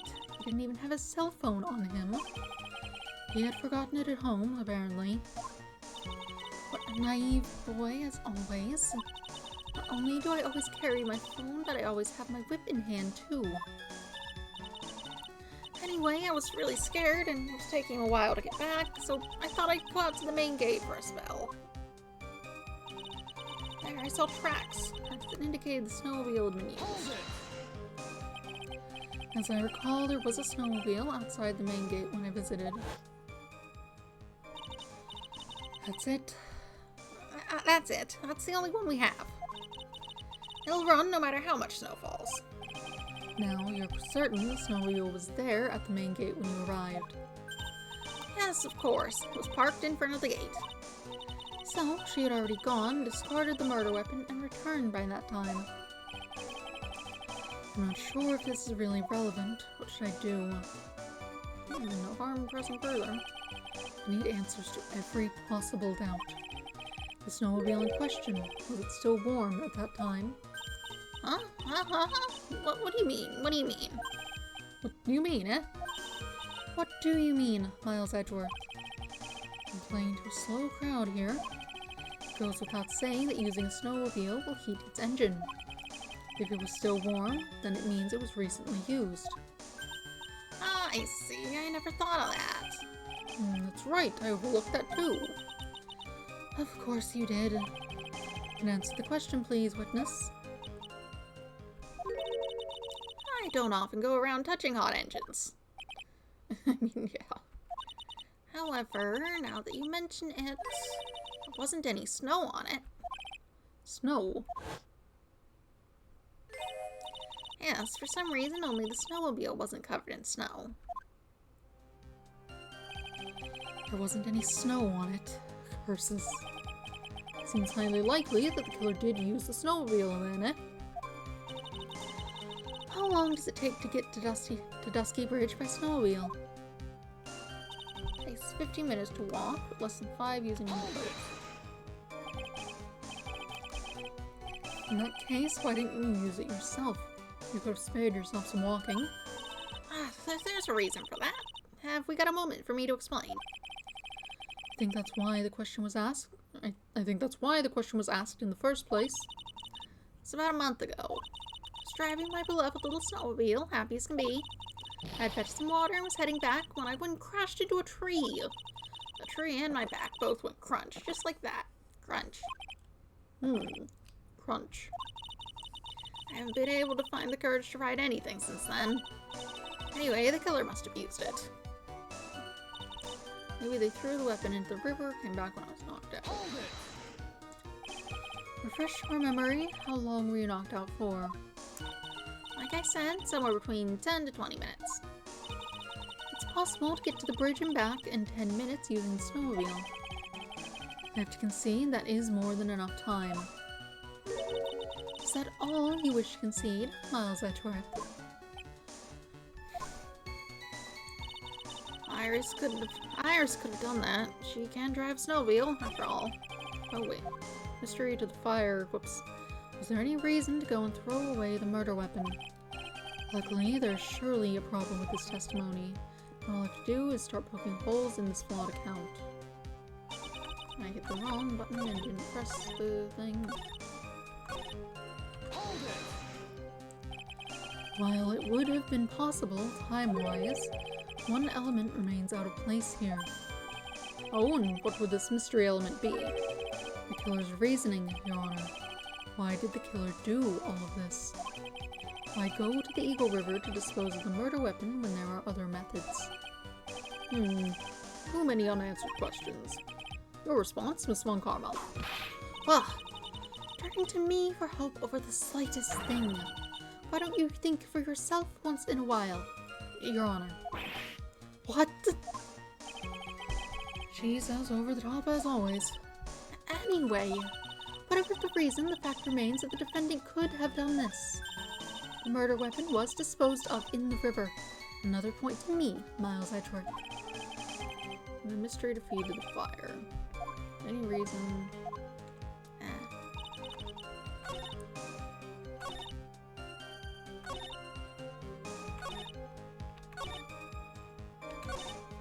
Let's see. Main gate. Tracks that indicate it was used. say there was no snow on it. 15 minutes to walk to the bridge, less than 5 using one of those.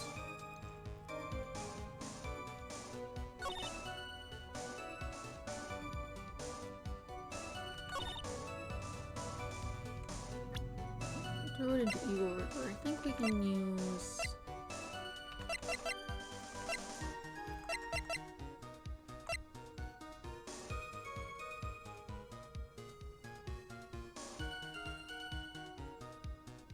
Let's see. Taking that knight from the main gate to Dusty Bridge. Alright. Looks fine and normal. Prime photo, do we have?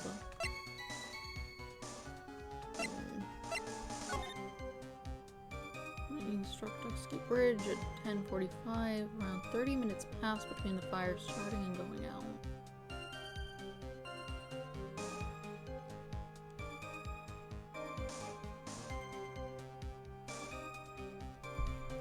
Minutes, that'd make it 11. About 11:15. And the bridge was on fire when you got there. Hold on. 15 minutes to walk there. Around 11 p.m.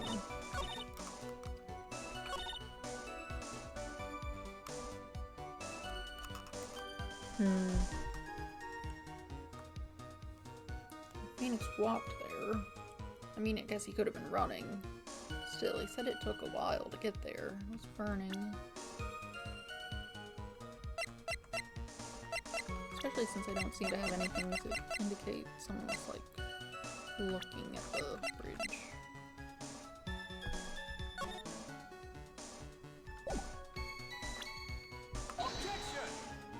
No. This evidence clearly reveals the contradiction in that statement, Your Honor. Unfortunately, I'm afraid I can't accept that. Well done, Your Honor. What? I was only testing you just now. Oh, why don't you try testing this penalty too? It looks like I shouldn't have spoken in haste.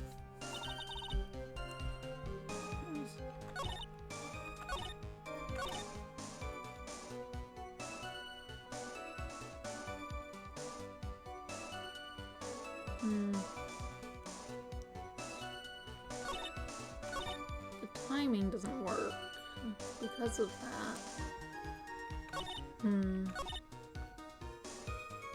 Hold it! You are sure about the time? Yes, I was worried about it. After all, strong sense of responsibility. It's cold. Can stay there. 11 decided to leave. Mason's spying seems reliable, at least. Time doesn't fit. After asking that it be reported,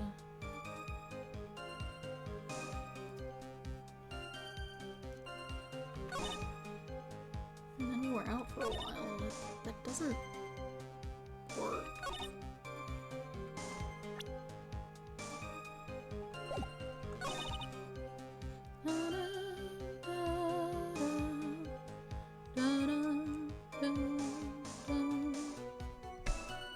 Let's see, not the main gate, snowmobile, 15 minutes, really, 5 went into the river, came back when you were knocked out.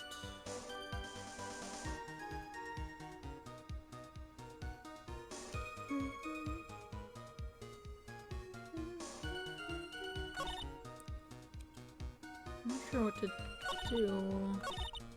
But clearly the problem is the timing. The mystery defeated the fire. Any reason to go and throw away the murder weapon?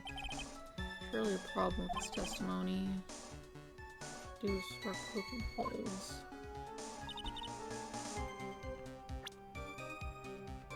So the problem is the time. Saw the murder, and then... Hold it! No, that I just looked at this. Didn't mention how long you were out. Hold it! Asked Phoenix Wright to report the crime. He step on you. No phone, go to a bridge. Didn't have a cell phone. Naive, carry a phone. Taking a while to get back.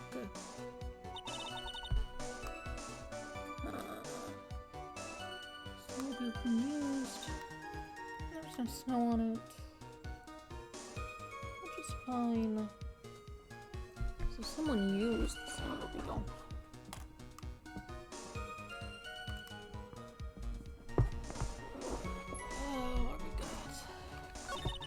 Takes 15 minutes to walk to the bridge, but less than 5 using one of those. You threw the weapon into the river, came back while it's knocked out.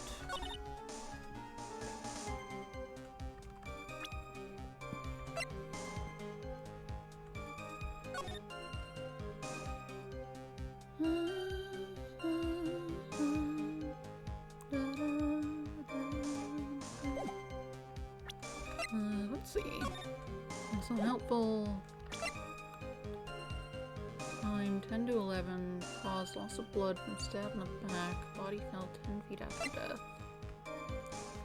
Lights out fell at 10, and then was in a room until the murder was discovered.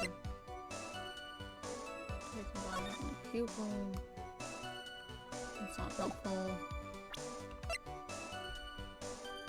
What magazine? That doesn't help.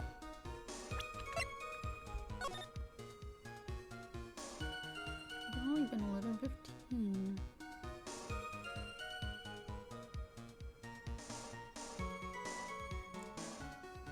And 50 p.m.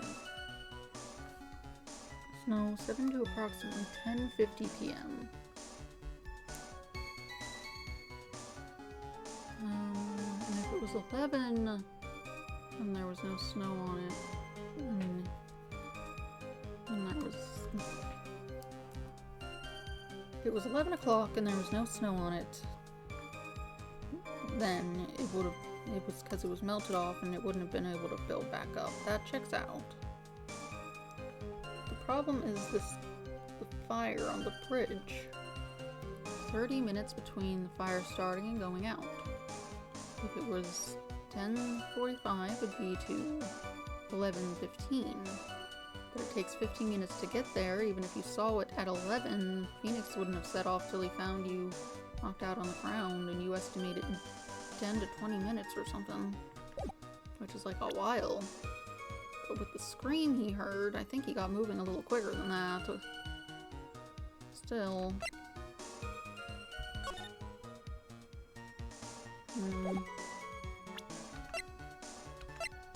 See, lights went out.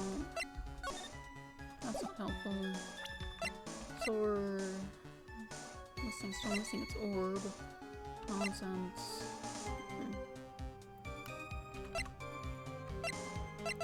I think the problem is the timing. Couldn't have done that. Shouldn't have a snowmobile. Threw a weapon into the river.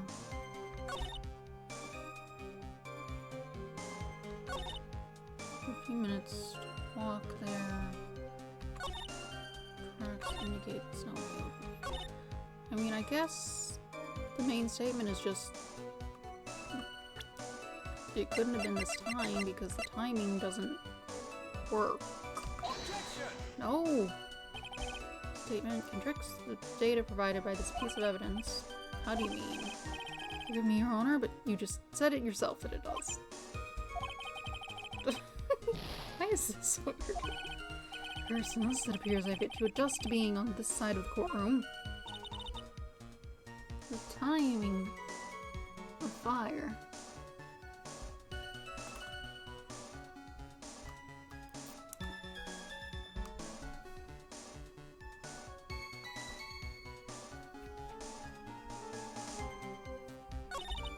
After asking that it be reported, I went out to the main gate.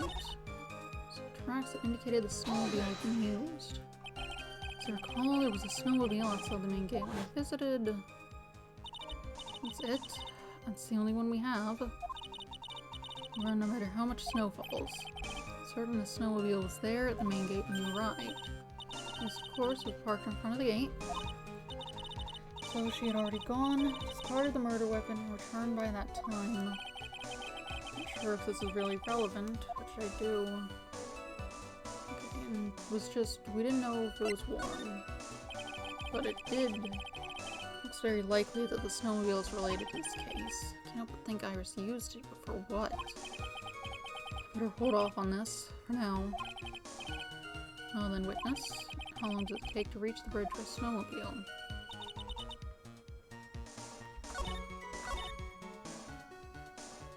Maybe this, because she didn't want to go over there because of what happened. No! It's not helpful. Okay. I'm clearly missing something.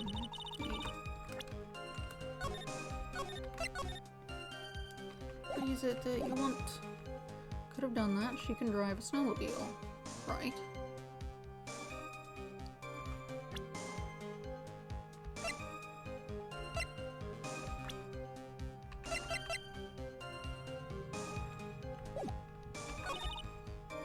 Maybe they threw the weapon into the Eagle River and came back while I was knocked out. Hold it!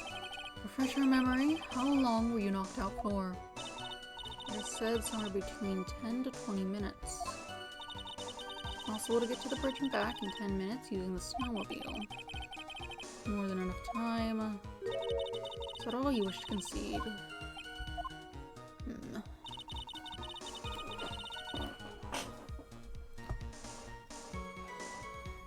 timing just isn't right. 15 minutes to walk to Dusky Bridge, but less than 5 using one of those.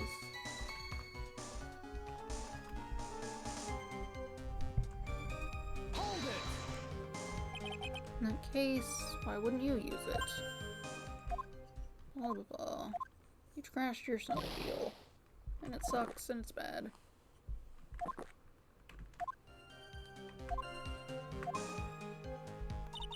Not relevant. Saw tracks that indicated the snowmobile had been used. Right. Could have done that. She can drive a snowmobile after all.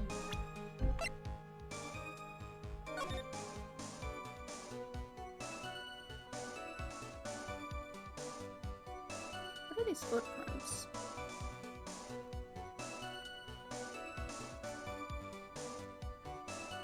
These footprints appear to have been run over by the snowmobile. So what would those have been? When was this image taken? Taken that night from Main Gate to Dusky Bridge. I suppose maybe they could be Phoenix? He would have had to run out there to the bridge.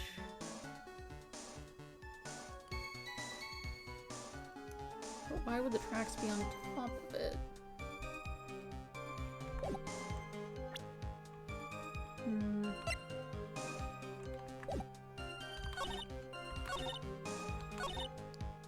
Tracks indicated had been used.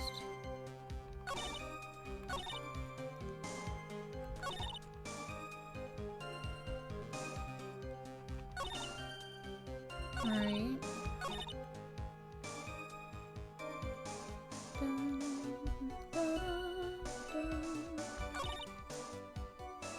Maybe they threw the weapon into Eagle River and came back while I was knocked out. There's enough time for that. Well, you were knocked out for that long. But maybe you weren't knocked out that long? Maybe that's the point we need to say. Phoenix got there like shortly after you screamed, I think, and otherwise the timing doesn't work for the fire on the bridge. If that's not relevant, then that's like annoying. Objection! What do you think of the witness's statement? What is wrong? What's the problem? What is it?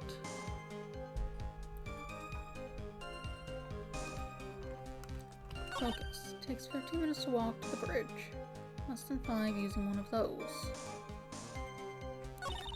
Maybe they threw it and came back and knocked it out. Could have done that. She can drive a snowmobile. We need to contradict something with some evidence. What do we have? We have the attorney badge. We have the Magatama. The victim's staff. Not helpful. The Shichishito. Also not helpful. Scroll. Not useful. The hood. No. Note to Iris. Something I must talk to you about. Waiting for you tonight at 10 at Heavenly Hall. Make sure you come unless you want your secret to be exposed.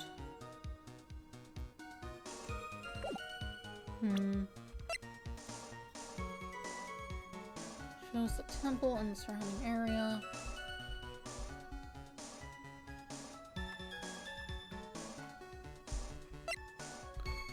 Weather report. Magazine. Police photo. Ring lights out bell at 10 p.m. Was in a room until the murder was discovered. 11 to 10. Courtyard.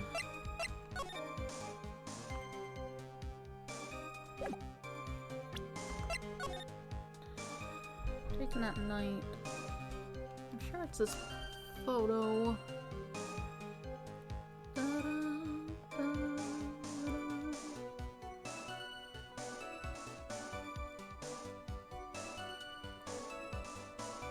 Could it be that the footprints and the tracks seem to be...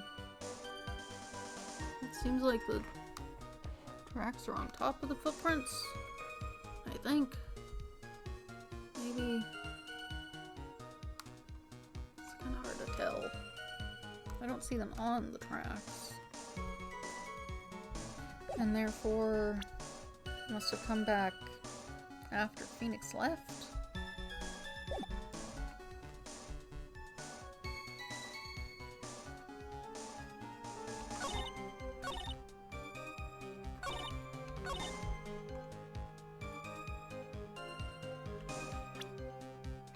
Maybe. There we go. I admit this photograph proves something. It proves that the snowmobile was used on the night of the murder. You finally accepted the inevitable, it seems, Miles Edgeworth. However, if what the witness says is true, then why is there only one set of tracks? That too.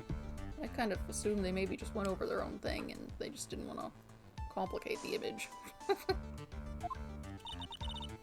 What do you mean? Iris left Hazakota Temple, threw the weapon in the river, and then returned. If this was the case, then naturally there should be two sets of tracks in the snow. Those from heading out to the bridge and those from coming back. Ah, you're right. You are forgetting one thing, Miles Edgeworth. On the night of the murder, it was snowing. Tracks leading to the bridge were erased by the snowfall. This removes your precious contradictions, now doesn't it? I see. While she was at the river, the snow stopped, leaving just the return tracks in the snow. That doesn't fit the timeline. What do you have to say now, Miles Edgeworth? Is there a flaw in her theory? The idea that the snowfall covered one set of tracks. The tracks to the river were covered by snow. What a nice theory. However, Miss Monkarma, that is impossible. Would you care to explain why there is a rude index finger currently pointed in my general direction? No need. The evidence will do all of the talking for me. On the night of the murder, the killer went to and returned from Dusky Bridge in order to dispose of the murder weapon. The outgoing tracks were erased by snow, or so claims Miss Monkarma. Mr. Edgeworth, present your evidence to the contrary. Evidence that the outgoing tracks were not covered by snow. This one. Finally use this thing. Witness, please tell us again what time it was when you witnessed the crime. Like I said, it was around 11. Of course, this means that the weapon was thrown away after that time, correct? On that note, please take a look at this data. It is the weather report for Eagle Mountain on the night of the murder. It's the weather report. Snow started to fall at 7 p.m., but it stopped at around 10:50. Therefore, when the sister witnessed the crime at 11 p.m., snow had already stopped falling. It is impossible for any tracks made after that time to have been covered up.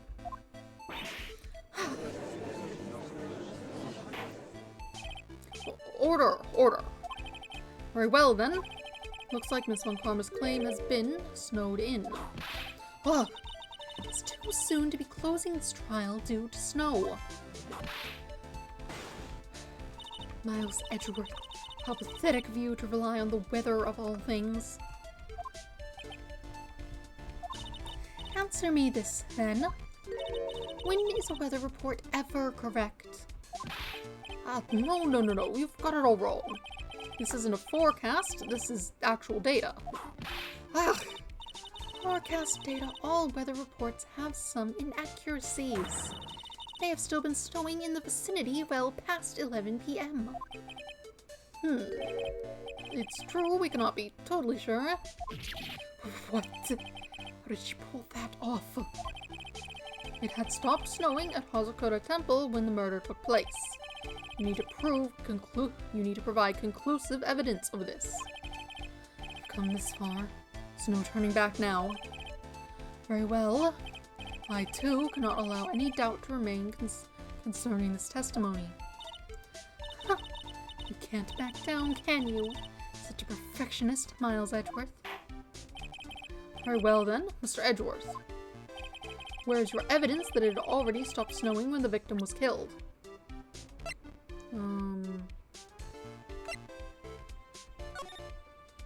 There's no snow on her body. That's pretty good.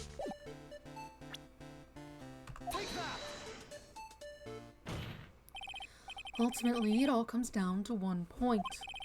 That being, whether or not it was snowing in that courtyard when the victim was stabbed. That's right, but proving that is incredibly easy. If we want to know whether it was snowing or not, this photo will tell us everything. Of course, I'm referring to the photo of the crime scene.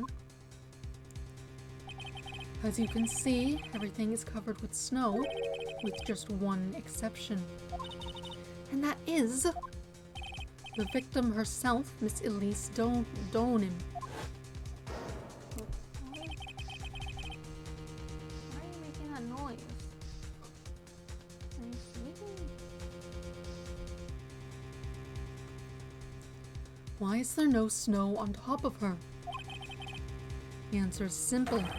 It had stopped snowing when she was killed. That's why. In other words, if the killer really did go to Eagle River to dispose of the murder weapon, then in this photograph there should be two sets of tracks. Why is there one set of tracks, though? Like, who took it out and brought it back after it stopped snowing? What were they doing?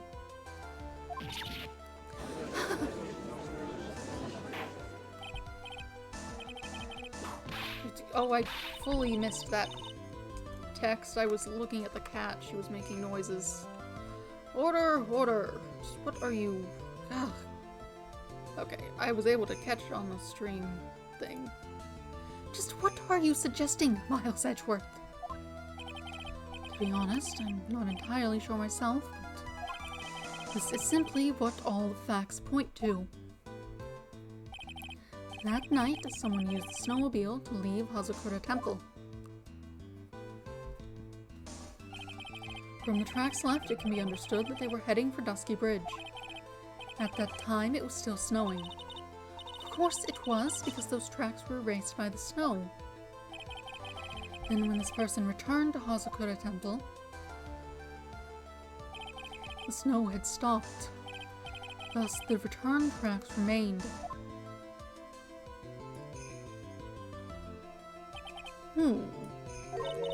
Can I say something? This all sounds a bit fishy to me. What does, sister? There is only one key for the snowmobile. Furthermore, on the night in question, we know that the defendant had it. The key was found in her room after the murder. Which can only mean, that night, Iris used the snowmobile to go to the inner temple.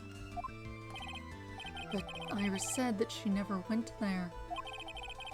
I should probably press on this point some more when I get the chance. The snowmobile can't cross the suspension bridge. So she must have left it on the Hazakura side of the bridge and crossed on foot. That sounds right. But what's odd is, when I left Iris and returned to the Hazakura temple,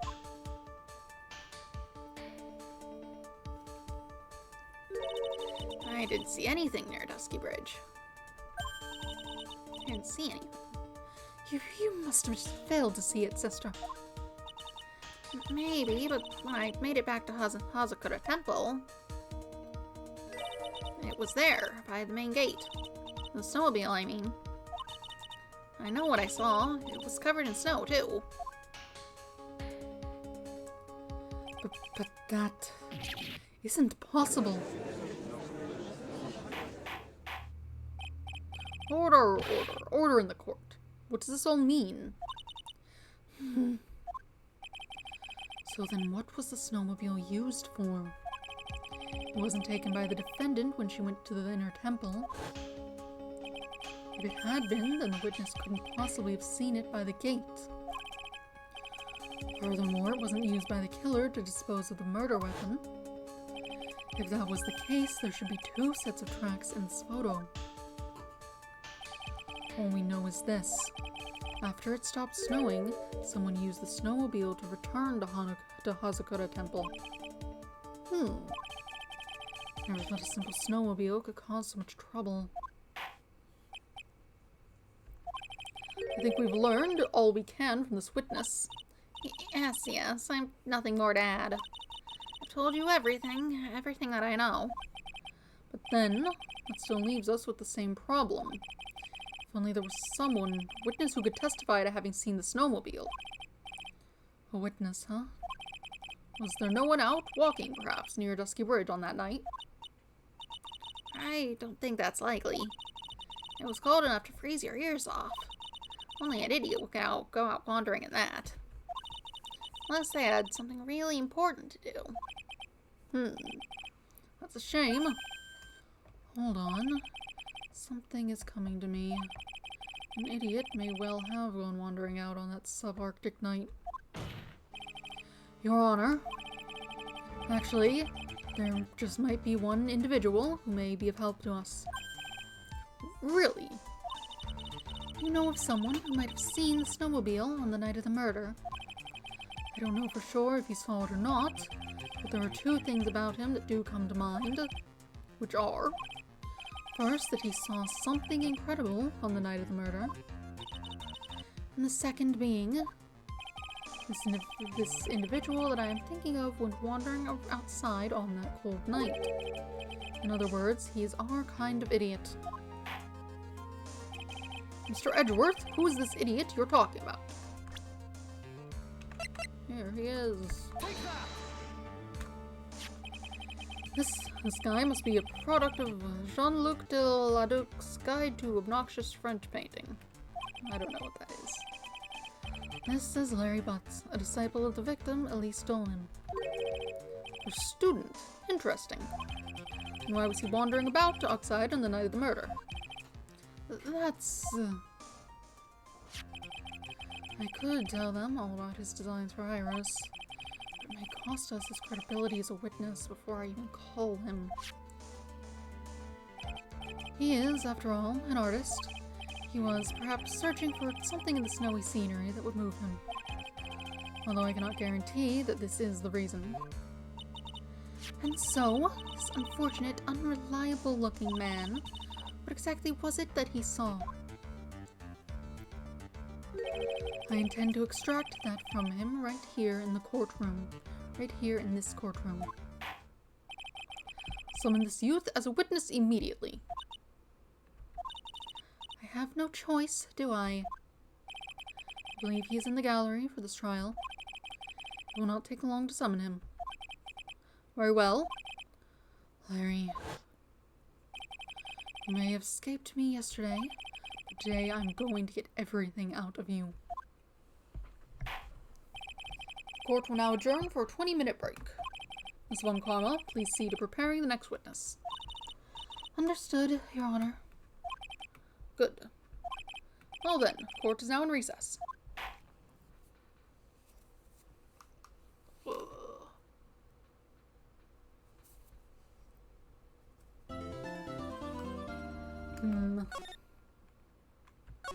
Given it's stopping a save right in the middle of it, it might want to go on for a while. And honestly, my throat hurts. I usually stop at about this time. Might be good to stop here and get back to it on Wednesday. Yeah.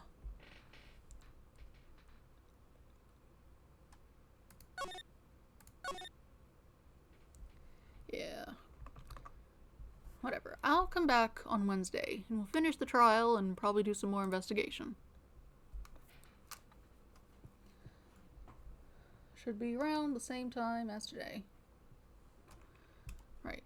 Wednesday, more Ace Attorney. Back to the trial. More investigation probably. Hopefully my throat will not hurt. Yes. Suppose that's all. Have a nice day. Goodbye.